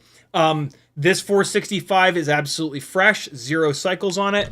This has probably been cycled 4, maybe 5 times. So there's the full kind of situation. Okay, now I can pull these propellers off because I want to see how these Emax Avia tri-blades are. So let's dive into that. I'm going to pop these off because it's going to take a minute. We're going to weigh some stuff. James Thomas says, I just brain farted. The O2 series motors need risers on the V4, right? Nope, only on the V3 Mobula 7 frame. Are O3 motors too tall for the V3? Nope, they're perfect. They're actually kind of too tall for the V4, but not really. They're still okay. And then check your email for USPS/Etsy order. I will. I'm a little bit behind on my emails. I got to get caught up. Moss1 says, did you see Pyro has the RunCam 3 in stock for the Nano Scout? Not anymore. Somebody posted that on one of my videos, and so I went straight over there and I bought. Somebody said on one of my comment on one of my videos, it might have been you, the last two RunCam Nano 3s I've ever seen anywhere are in stock at Pyrodrone. I went straight there and bought them, as well as a Nomad module and some other fun stuff for testing. So yeah, sorry guys. At some point, maybe I'll move away from the RunCam Nano 3 and maybe I'll sell one or two of them. But I don't know. It's so light and I'm so used to it. And yeah. Neuron says, hey mate, tomorrow I'll test an old Mobula 6 turned into a kind of Air 75, frames, props, canopy, 23 grams, lots of hope, 0802 are for 75. Give Teddy a hug for me. I will, dude. I will indeed. If he comes down here. Jason Crabtree says, 65 millimeters still have a place / use case. Oh, for sure. 65 mil is king for racing and inside the house. I still fly more 65 than everything else combined. Uriel says, at 3-inch you could use it. Battery for the headlight setup for a night flight. That's true. This would be a hell of an auxiliary 1S battery. King Dingling says, can't you wire CAM and VTX to Minim Osd? Yep, on the Beta HD to get OSD. Yep. I've been looking into it since my Walksnail 1S Lite V's are toasted. Yeah, Minim Osd, if you can find it, is a old school OSD only little tiny chip that you can put onto anything. Cheetonian says, the issue I have with the V3 frame is it causes freakouts on really fast yaw moves. Brandon Bean says it was because of too much in the way of props airflow, but the way I fly, it was terrible. Interesting. I've not had that issue at all. Where the hell? There's one. Yeah, I mean, it's got a little bit extra out here, a little bit of extra in the way of the airflow, but it's not that bad. Huh. That's weird. Have you switched to a different frame and that problem goes away? I'm shocked at that, to be honest. But there are weirder things. Cole Power says more voltage means less current for the same watts. Current makes heat. Heat is power not doing mechanical work.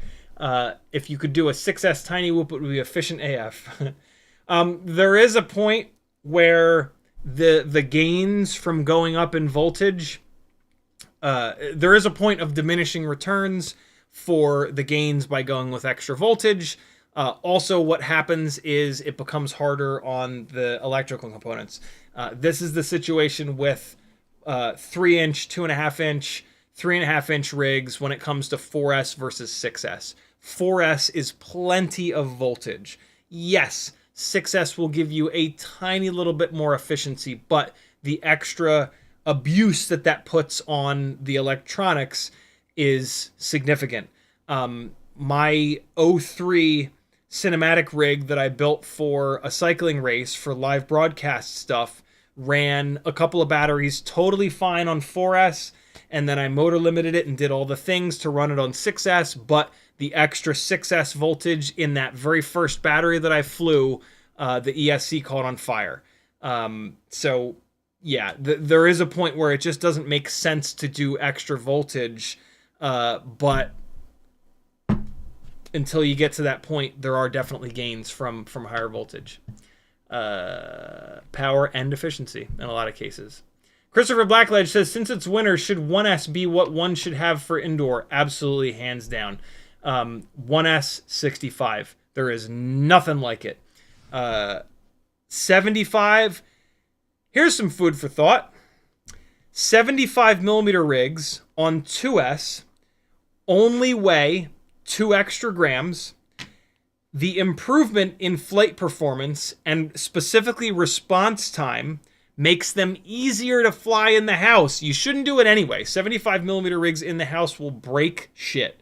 And it's just too heavy. It's not comfortable in the house. It's like you're holding on for dear life rather than enjoying yourself. But I've flown all of these 75 millimeter 1S rigs in the house, and it's really difficult. I've now flown all of these 2S rigs in the house, and it's significantly less difficult because of the quicker response time. It's just on it. It's on your sticks all the time, and when you need to make a correction, it literally responds faster, giving you more time to not smash into the thing that you're about to smash into. But 75mm rigs do not belong in the house. 65mm rigs do. It is legitimately easier to fly 65mm rigs in the house because they're so much lighter. Moss1 says, never mind, sold out already. I did that. Christopher Blacklight says, there it is. There's the package. Here's the rest of the video, my friends. I'm going to rewind it a little bit. Enjoy. 1,400 feet with a 65mm tiny whoop.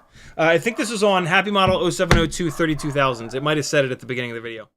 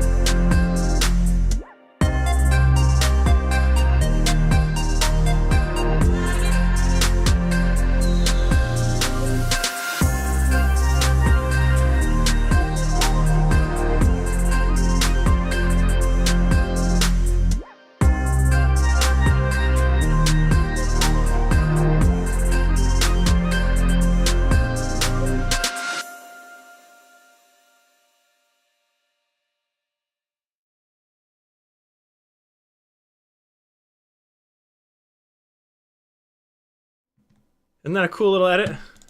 I'm gonna get copyright dinged for that. I gotta finish that. I remember now. The one thing that I wanted to change on that is, and the reason I didn't, I don't know, is I wanted to leave up. I sped the footage up on the climb up the tower.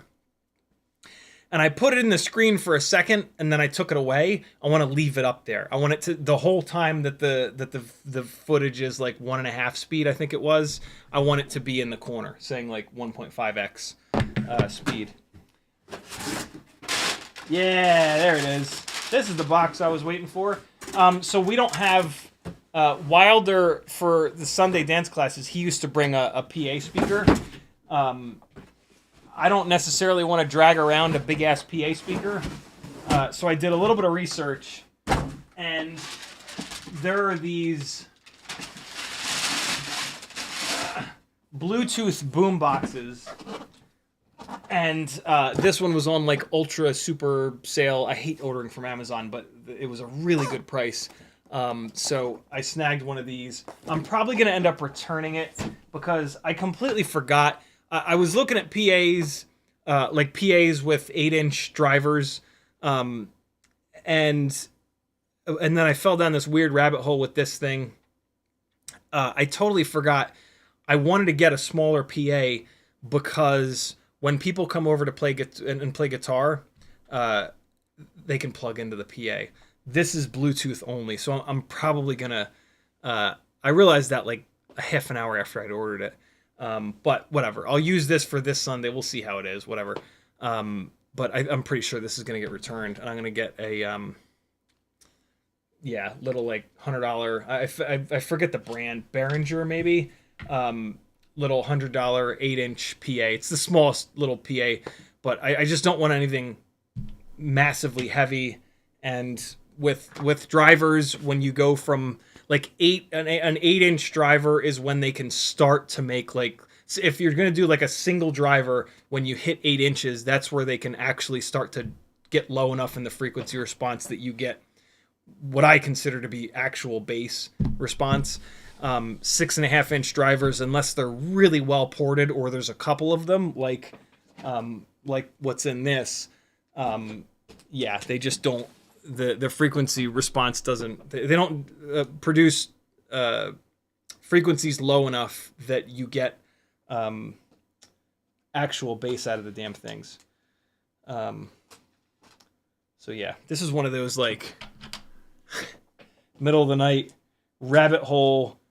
Oh my God, I found a guy that actually knows what he's talking about, that says that this is good. I trust him. I'm going to order this before it goes out of stock and or the double coupon thing goes away. Purchase. If you're looking for a really good Bluetooth boombox, though, this is apparently the one, man. Ear Fun U-Boom X. I'll let you know how it is, but I found a lot of people that actually seem to know what they're talking about, that dig this. It's basically like a ghetto blaster for 2024. Bluetooth only, and it's got that. I've kind of always wanted to have a ghetto blaster, and I got a little bit like carried away with that, like just the mental image of myself walking around like this. Here, hold on, let's do it. Let's do it properly. I'll get it out of my system and then I can return it. It'll be cool.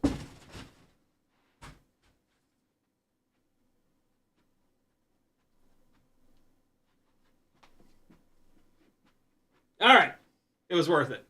It was worth it to have a ghetto blaster experience. But yeah, supposedly this sounds really good. Built-in battery, I'm assuming. And then, how's it charge? Oh, USB-C, I'll be damned. I can plug it right in here. No, I can't, because the cord's not long enough. That's a slap in the tits. How is this cord not longer? Be longer! That's what she said. There we go. What did that say? Oh, you know what's cool about this too? It functions as a battery bank. You can charge your phone from it. It's got USB-C input and output. That's really slick. It's got aux headphone in as well. That's kind of nice. There we go. All right. Just wanted to get that charging because, you know, like things to be charged. Ugh.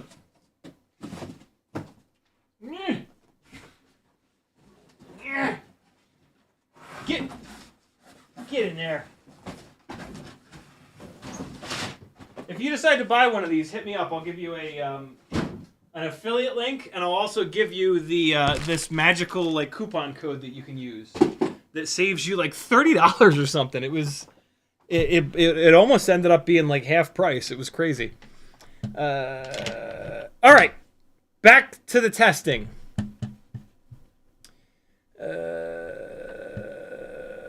Bob Bruce says, I have some of those RS0802 Happy Model motors. Thought about running them on 2S and motor limiting. Do it.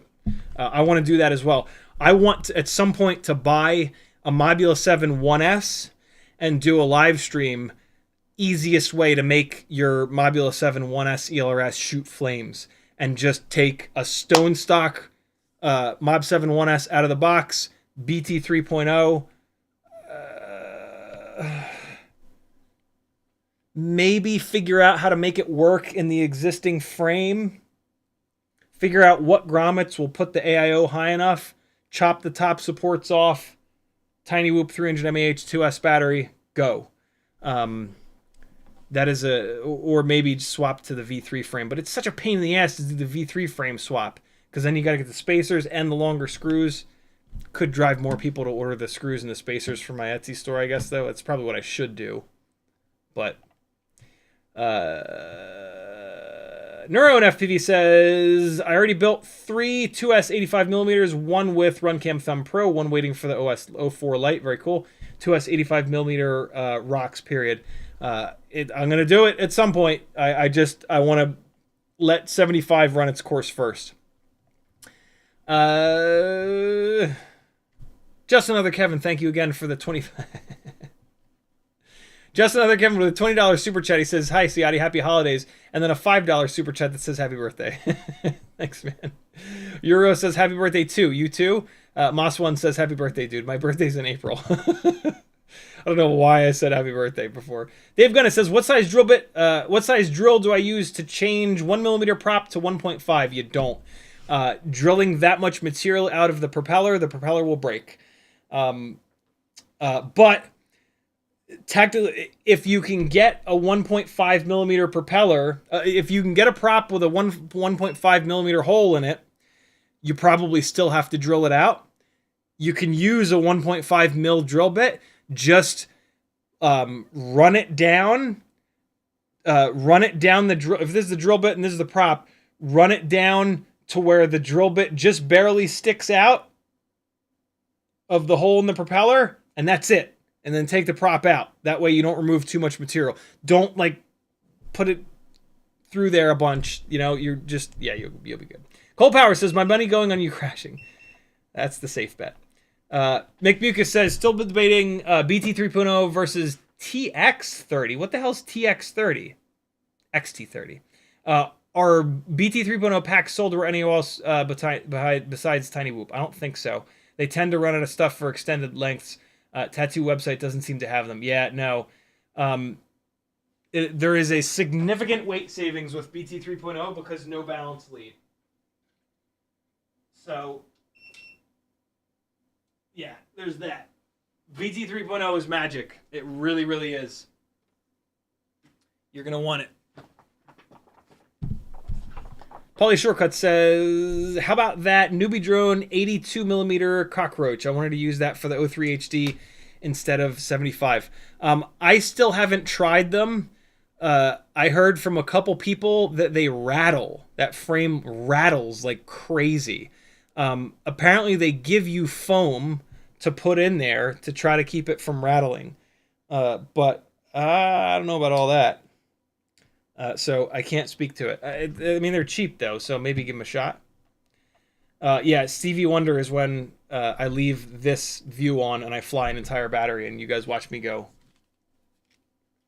You guys get to watch me go like this for 3 minutes.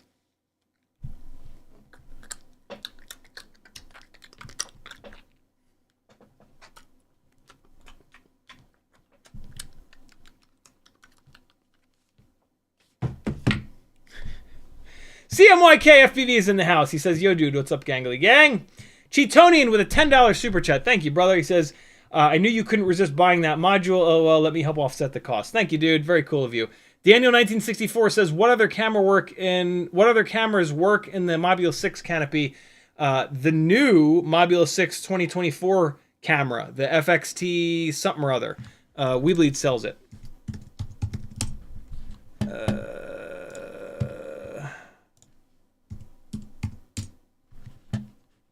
FXT 17-B. This works in there because it has the holes up in the corners. Also, the walk snail light camera has the holes. The only problem is with both the walk snail light camera and this one, Canon's about to shit the bed. You have to clearance the front hole in the Mobula 6 canopy. It's not very hard. You just sit there with a file for 20-30 minutes. So yeah. Little bit of customization that you need to do, but other than that, it's super straightforward. You can handle it. This is actually a really nice camera. I want to get a couple more of these cams. This might actually be the cam that I switch to. We'll see. Cheatonian says, yes, the V4 frame is much better for my flying than the V3. I run very high yaw rates and tend to do flat spins a lot. Interesting. Super interesting. I use yaw as little as possible. Uriel says, are you running Velocidrone Sim? I have often one running Uriel 777. I do run Velocidrone on the Sim Sundays. Yep. Islander FPV says, planning my 2S build and wondering if you could check the Meteor 75 Pro frame could be modded with battery supports removed to fit the Tiny Whoop 300 mAh BT 3.0. Nope, I already tried it. Can't do it. Also, the Meteor 75 Pro frame will not work with the X12 AIO. So now you're forced to run the HDLRC Spectre AIO, and that has the battery plugs in a weird spot, and then you're going to have to customize the bottom of the... It's not worth it. X12 AIO is the one you want, and it won't fit in any of the Meteor frames. But that's okay, because the Mob 7 V3 frame is amazing. Uriel says John Travolta himself. Thrash FPV says, can we have a moment of silence for people learning to fly inside with 85mm whoops? And there goes YouTube. Way to go, YouTube, you giant heap of shit. I'm beginning to think that the Canon software is not as big of a problem as just YouTube wrecking everything. Hold on. Relaunching YouTube. There we go. All right, I'm back. Agreed, Thrash. 85mm whoops inside are going to wreck everything. Lewis says, do you play any veggie games? Just wondering. Veggie games? What are veggie games? Tag me again. Tell me what veggie games are. Dave Gunna says, good one, thanks. Willie Summit says, please do the Franken Mob 7 conversion. I have a new Mobula 7 sitting there. I will for sure. I will for sure do that, because I want to run those RS motors, and I don't have a set of them. Levster FPV says, hey, gang of the gang. Hey, dude, nice to see you again live again. It's hard with a 6-hour difference to see you live. Yeah, I know it's tough. That's why I do the Sunday streams, though. Uriel says, LOL, you're bad. Let me know what veggie games are. I don't know what veggie games are. That strikes me as a spell check issue.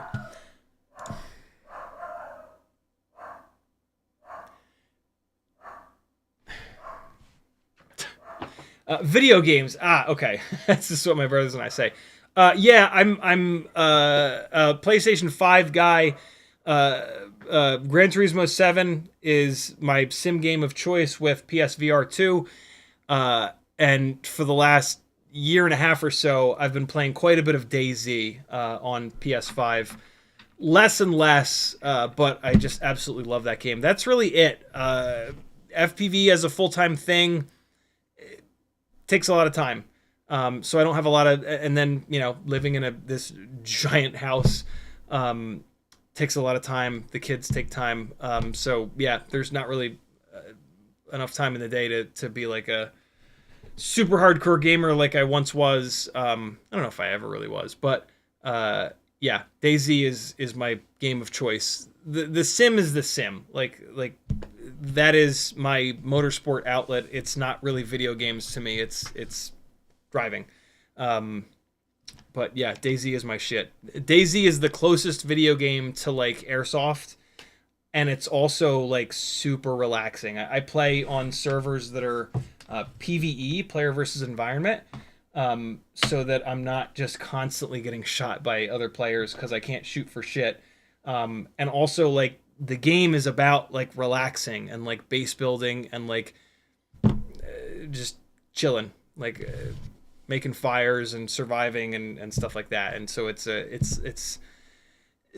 DayZ is how I unwind. That game is just the way that I bring it down and just actually relax for a change, which is something that I desperately need in my life. All right, Emax Avia 1.2 inch propeller testing shall begin. I'm going to fly one more battery on this before I change the props, because it's been a little bit.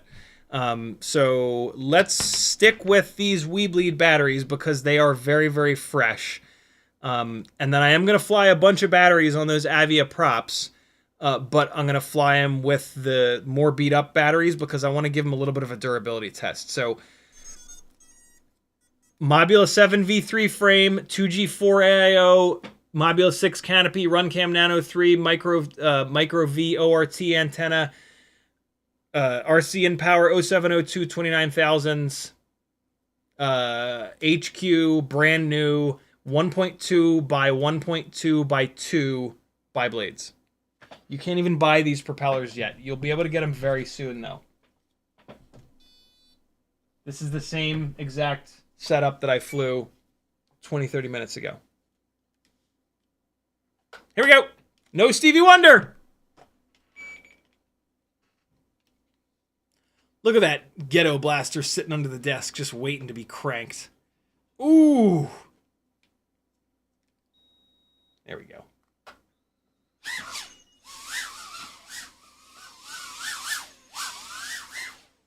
Ooh. Oh, yeah.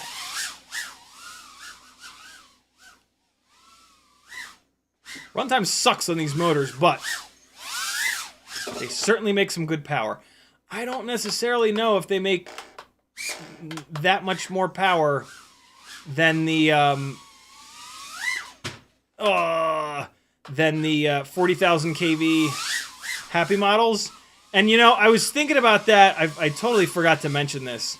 So I was thinking about that after the last stream, right? So these motors are 29,000 kV. In theory, that's what they say on them. We are learning that these kV measurements are way off. So compared to the 40,000 kV Happy model motors, they're actually a low kV. But when you put a propeller on them and you do a thrust test with these motors make more power. Now, that, we talk about this a lot, where motors make power not just from kV, but from stator construction, from the thickness of the magnets, the strength of the magnets, all that stuff. And so, what I need to look at, actually, we'll do that. Somebody remind me to do... You know what? Can somebody do this for me? Can you go to Rosser's video, his most recent video with the Tiny Whoop motor testing? And can you... I think he tested the actual KV. I didn't need to disarm that. I think he tested the actual KV. Can you look and see how the KV of these motors, RCinPower 0702 29,000s, compare to the Happy model 0702 40,000s? If you're going to do that, can you type in the chat, like, I got it, I'll do it, so that there's not 15 people doing that? Because what might be going on here is that we know that these motors make more power, but I wouldn't be surprised if they're actually a lower kV. And so, in the air, when you hammer the throttle, you start to get some incoming air. Wow, man, barely over 2 minutes. Barely over 2 minutes. Jesus. Once you have incoming air, the kV is very important. The raw amount of power that the motor makes is still important, but the kV is really important because with the incoming air, the motors unload and they have less work to do. And if the motor is a higher kV and it can spin faster, it will go faster. Whereas like the more grunty motor, it won't hit as high of a top speed. And that might be what we're seeing. These RCinPower motors don't really feel in the air like they make much more power than the 40,000 kV 0702 Happy models. And that might be why. I really want to know, though.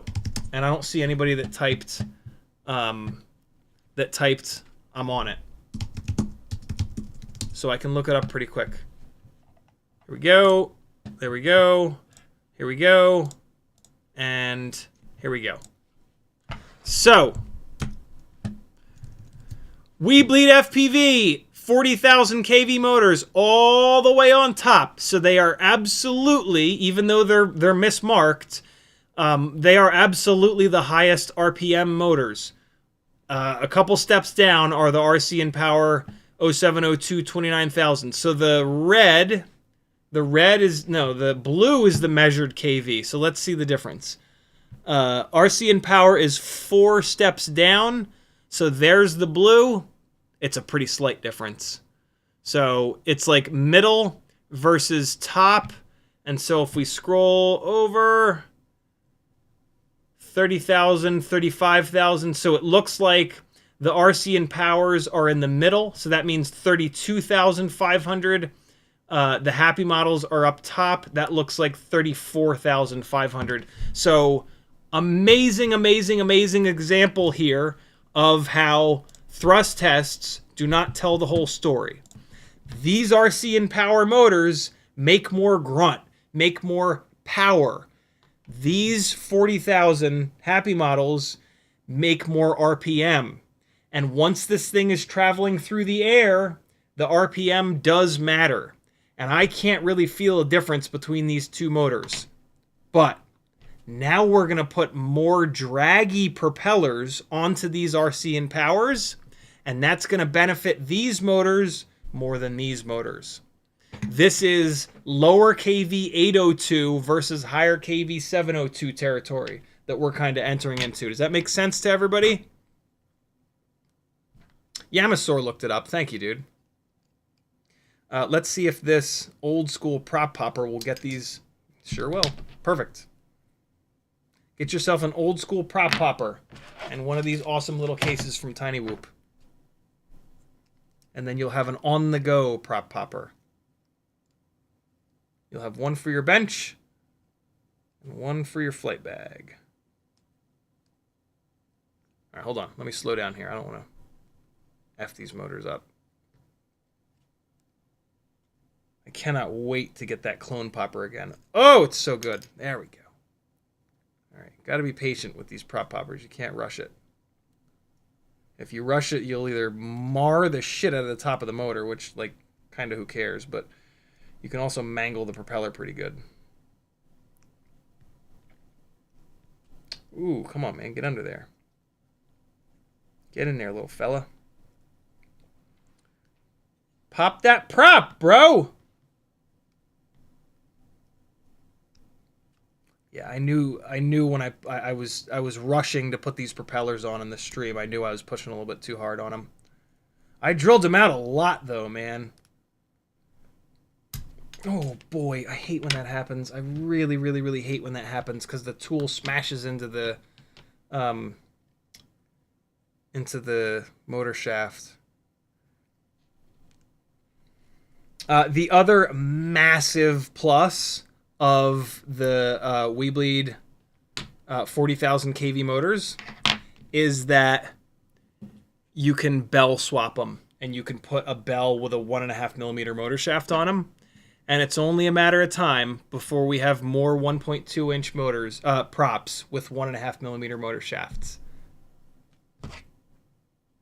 That's all I'm gonna give you. That is, again, for 2 streams in a row, your reward for sticking around. All right. Emax Avia props. First things first, let's weigh them. I should still have that spreadsheet up from the other day with some prop weights. Maybe not. But I know that I linked it over on Patreon. Hey, I didn't shill. Join my Patreon or I'll starve to death. Look how skinny I already am. Don't do it. You don't want to live with that. Tiny Whoop prop testing spreadsheet linked over on the Patreon. Emax Avia 1.2 inch. Wait. Ooh. You know, I didn't log which motors I tested them on. That was kind of stupid of me. I'm sure I said it on the live stream, though. Just for the sake of argument, these are the lightest weight props. 0.52 of a gram is what the props that were on it a second ago. And now we're going to go to these Avias. That's a high left, high right, high right, high low.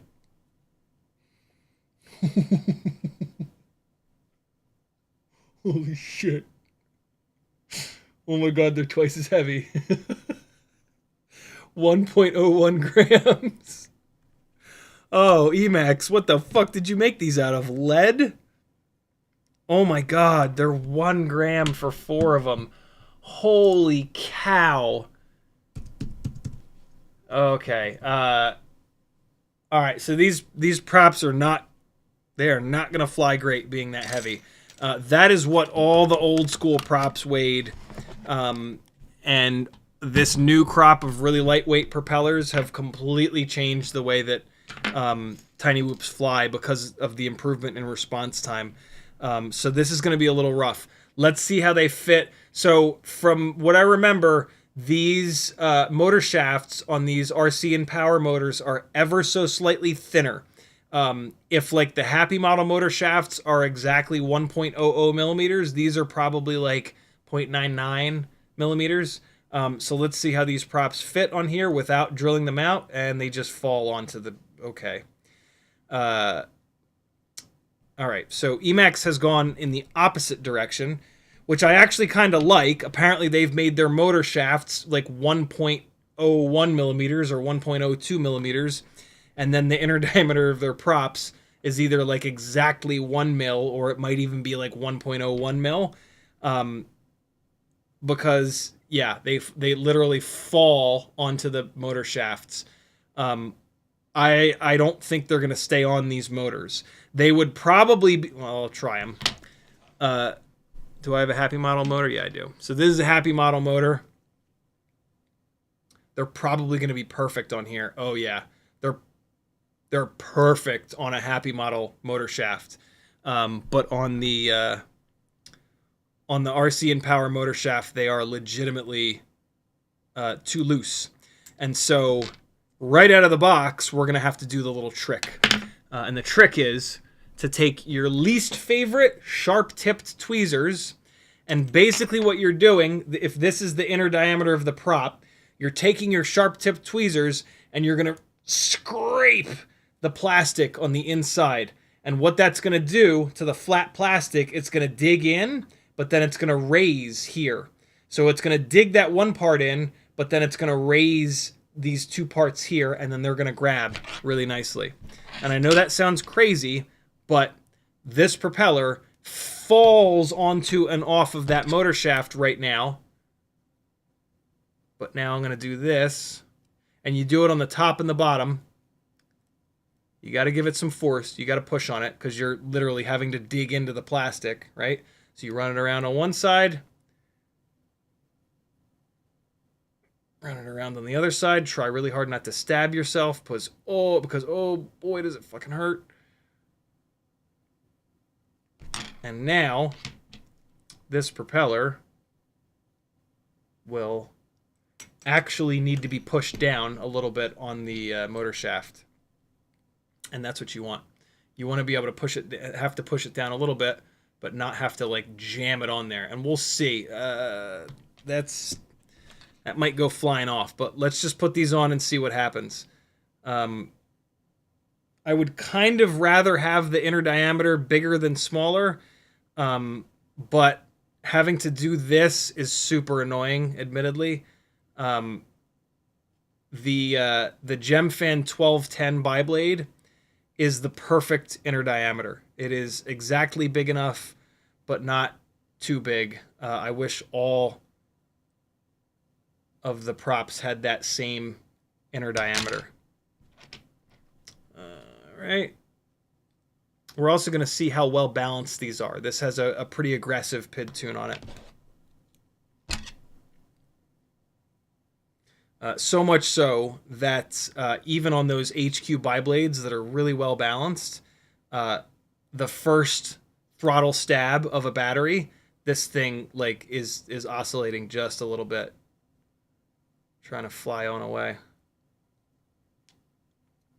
And so this is a perfect rig to test the balance of these propellers on. If I arm it and it just automatically flies away, then these props are not balanced.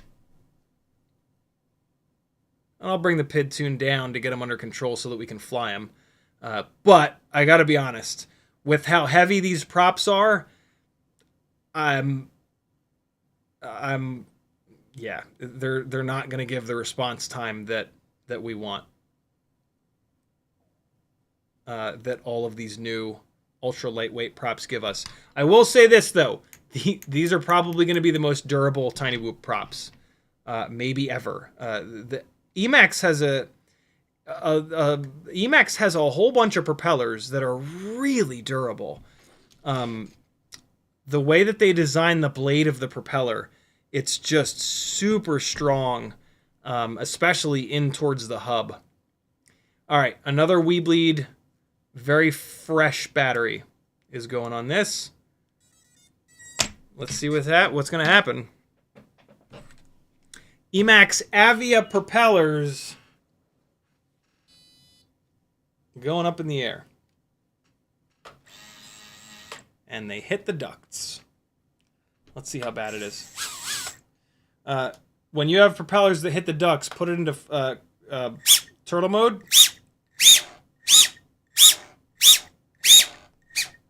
And a lot of times they will self-clearance themselves. Nope, it's still happening. What is it hitting? Is it hitting a motor wire, maybe? Let's get that out of the way. It sounded fine when I turtle moded it. What is it hitting?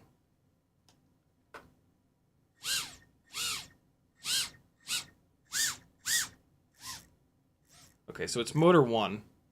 That's the problem. Oh, I see it. I see it. I see it. I see it. It's hitting the outside of the duct. So these propellers are a tiny bit longer than some of the other props. Now we're good. But they're fine. Oh yeah, these fly like heavy props. So it makes the rig feel heavier than it actually is. Wow, do they make some power though? Wow, do they make some power though? Okay. So on these, this is probably a really, other than it being so heavy, this is a propeller with a lot of pitch. And so on this motor that has a slightly lower RPM, this actually is a good, don't you dare, a good example of a propeller that will perform better on the RCinPower motor that makes more grunt than the, oh my god, than the 40,000 kV motor. Yeah, wow. Watch this runtime, though. I bet you it's going to kill this battery in less than 2 minutes. Because it's making all this extra power, right? It's got all this extra grunt. Uh-oh. Oh, a propeller already came off. Yeah, so that's going to be a real problem with these props, is keeping them on the motors. Ugh. Oh my god, 2 of them came off. Holy shit. I can't say that's ever happened. You can also put like a little tiny piece of dental floss, but then you're slightly making the prop out of balance. The sharp tipped tweezer thing is the best. It's just sketchy because you're like about to stab yourself the whole time. But it does work. And you're not adding any weight. You're not imbalancing anything. These are well balanced. That's nice. So if you're looking for a durable, powerful propeller, this is your jam. Woo, boy. These motors are so grunty that the response time is actually not that bad. But I can absolutely feel it. It's not something that I can show you. It's a feel thing. The response time is not really something that comes through on video. Jesus, the power. Oh, another one came off. I heard it. I actually heard it shoot up and smack into the ceiling. Let's see if I can find it. Oh man, that's a shame. That's a shame that the oh man, 2 of them came off again. Shit. I found one. Where's the other one? Is it back there? Is it over here? Is it over here? Is it over there? Where is it? Is it over here? Is it over here? Shit, I can't find it. Is it over here? Over there? No. Damn. Oh, that's a super bummer. Oh, look, we're over 2 minutes, though. That's a good thing. That's high right. Here's high left. Let me quickly prep another one. I'm going to really jam these tweezers in here.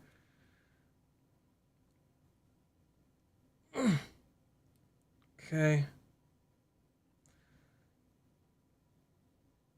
The hub is also really tall on these propellers, so much so that I actually I can't.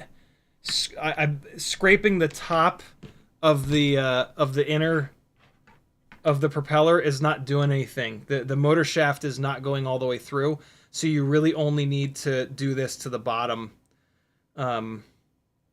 which also kind of means that you have to do it twice as hard on the bottom, since you're only getting that one area of raised plastic. All right. So the runtime on this battery is a little bit screwed because it's been sitting here just banging away on the VTX this whole time. But there we go. Okay. Oh, farts. Oh, now it's angry. Why is it angry? Whoa! That was crash recovery screwing me.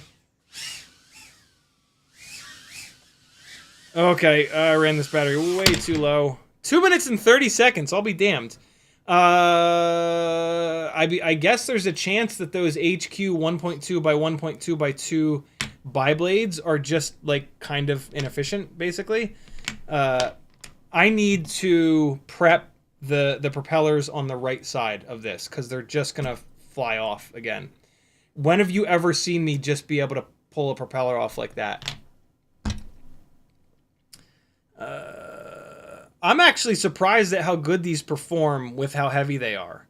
I can absolutely tell. You could do stuff like cranking up feed forward to make up for the decrease in response time.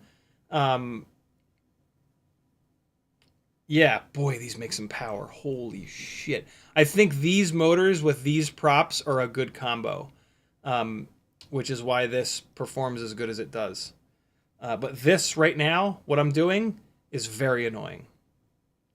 So I don't know about this. I don't know about telling you guys, yo, go out and buy these propellers and stab yourself in the fucking fingers with your sharpest tipped tweezers. It also completely use your least favorite tweezers because it ruins the tips of the tweezers.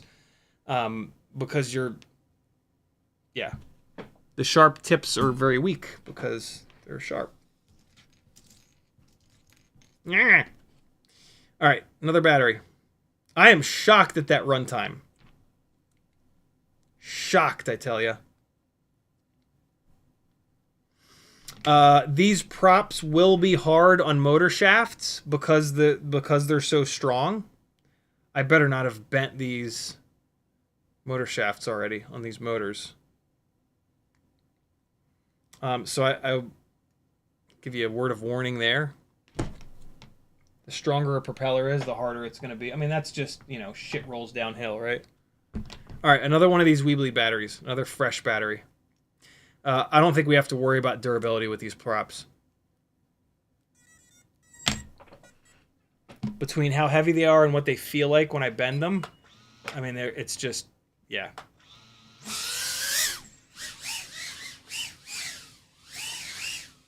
Whew. They're not so heavy that they're prop washing. I mean, these motors are very powerful and the tune is cranked up. So did you see me bouncing back and forth, like overcorrecting? That's because of the response time. That's because the response time is so different than what I'm used to. I'm like pushing harder. Ooh, that was a hard hit. I'm pushing harder into these corrections and then I'm overcorrecting. It's just about timing. There's a timing that you get very used to. And then when you get out of that timing, weird shit like that happens.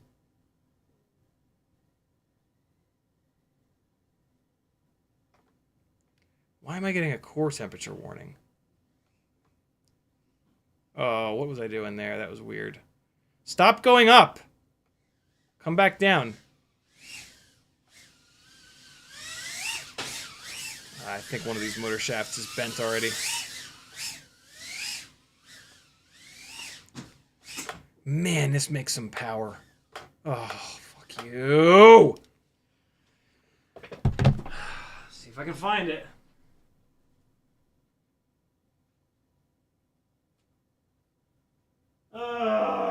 This is gonna get old fast. It's already old. Oh man, that's the one that I really did push hard on too. Damn, that's a shame, man. I don't know. This is a pretty specific propeller. It's so heavy. I think I'm okay with the fact that these are kind of, man, I hate to say it, but like not really a viable propeller for the current world of tiny whoops, unless you have some really specific wants and needs. Basically, the most durable possible propeller ever, but this propeller being durable is just going to hammer the shit out of your motor shaft. So like I that's not how I would go about getting extra durability, because I would rather replace a propeller than replace a motor, because propellers are really cheap, right? So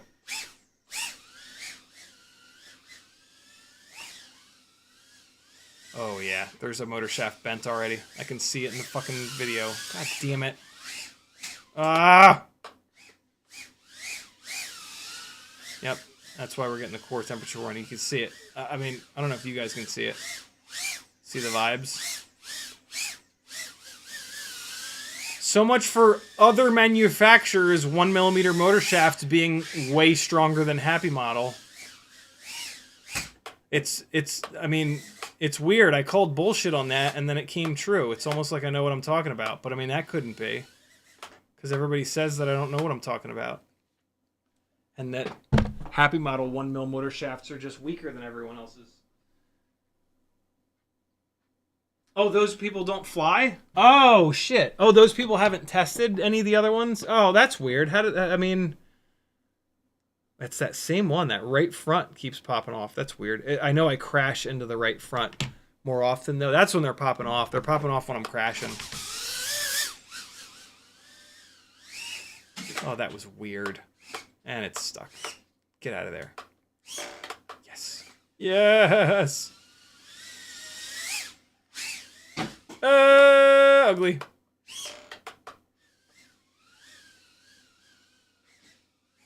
Oh my god, I'm just demolishing this battery. Alright, so there's like the runtime that I would more expect from this. That first battery, I don't know. Maybe I was flying a little bit less hard. Damn, okay, that's a shame. That's a shame. If the inner diameter of these props were closer to spec, I would say that this is the propeller for the person that doesn't crash because they're going to hurt the motor shafts. I don't know who this propeller is for. This propeller is for... I don't know who this propeller is for.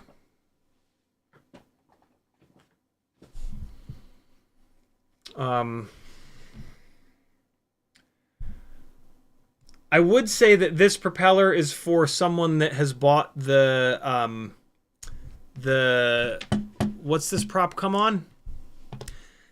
For somebody that's bought the Tiny Hawk Nano Scout. But that person will get better performance from a lighter weight propeller. And a lighter weight propeller will be less abusive on the motors. I'm having a hard time with this one. I can usually figure out the exact person that a product is for, even if I don't like a product, right? I don't like most products. I have impossibly high standards.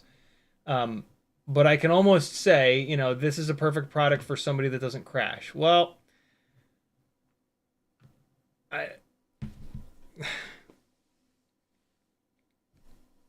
don't know, dude. I just don't know.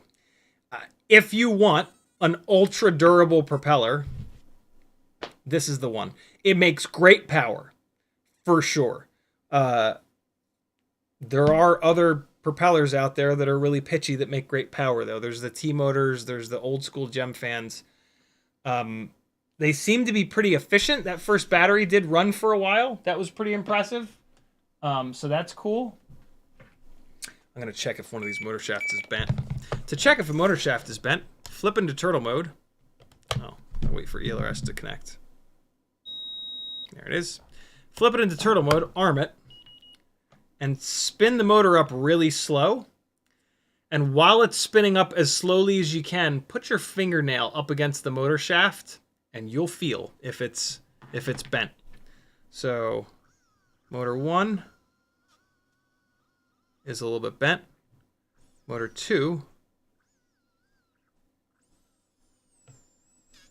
is less bent. Motor 3 is a little bent. I'm sorry, that was motor 4. Motor 3 is pretty clean. It seems like it's motor 1 that's the most bent, which is weird because that's right rear. Yeah, motor 1 is bent. I think motor 3 is bent too. Yeah, motors 1 and 3 got a little bit bent up. It happens. 1 millimeter motor shaft life and then crashing hard. I crashed it. There were a couple hard hits on there. There you go. That's my review of the Emax Tiny Hawk Nano Scout Avia 31 millimeter 3-blade propellers. Interesting prop. Super interesting blade profile here. This is what makes me think that it might be an efficient propeller. I also love what they did with the hub here. Like they integrate the blade into the hub rather than just like doing a round hub and then just jamming a blade onto the side of it. The Emax does this a lot. It seems like they spend Sage Thayer, I believe is his name, used to do their propeller designs, and he's always done really interesting stuff. These are a tough sell though. The fact that they fly off the motors is going to get old fast. So if you have a pusher, these would work on a pusher because they push themselves up into the motor bell. So these would be good for a pusher.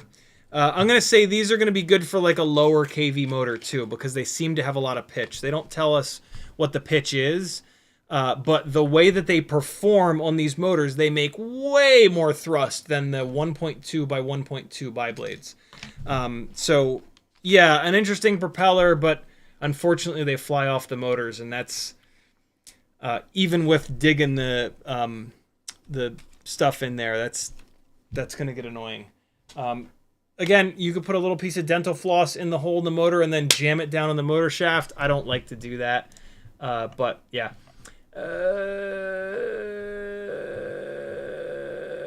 Donnie Lama says, what's the best 75 millimeter frame and flight controller for a 2S build? No such thing as best, just different.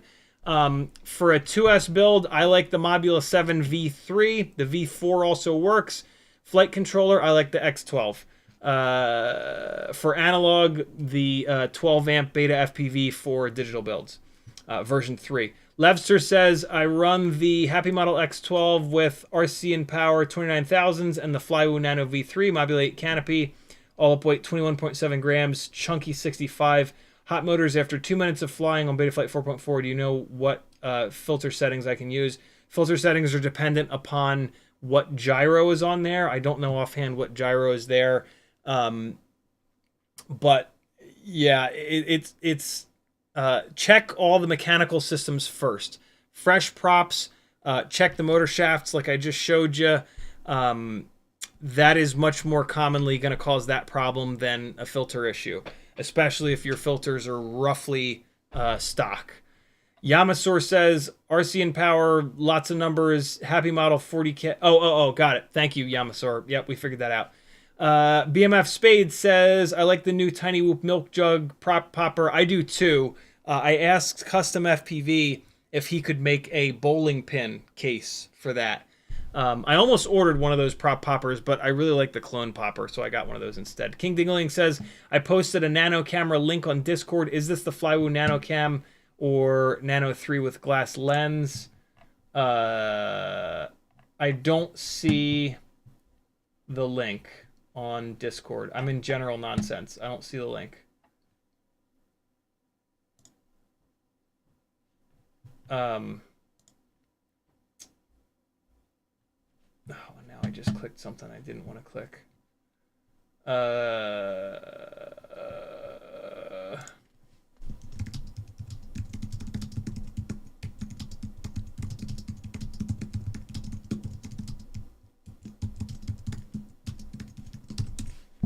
I just need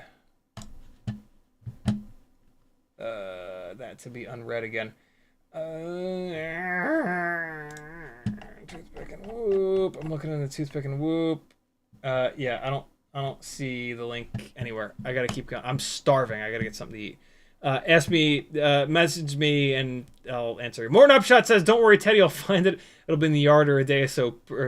Poop prop." McBuca says, "Does Emax use their own proprietary motor shaft size?" Uriel says, "If ever you want to set a bed for..." Okay, this is going in a weird direction. Uriel also says, "The problem is, you say, I don't know, but you do. We want titanium axis. Titanium motor shafts would be amazing." Thanks for hanging, friends. Be good. Here's some more chasing slot cars. I forgot to even talk about this. I chased slot cars last night. It was wild. They changed direction outrageously quick. Be good, friends. I'll see you on Sunday at 3. Later.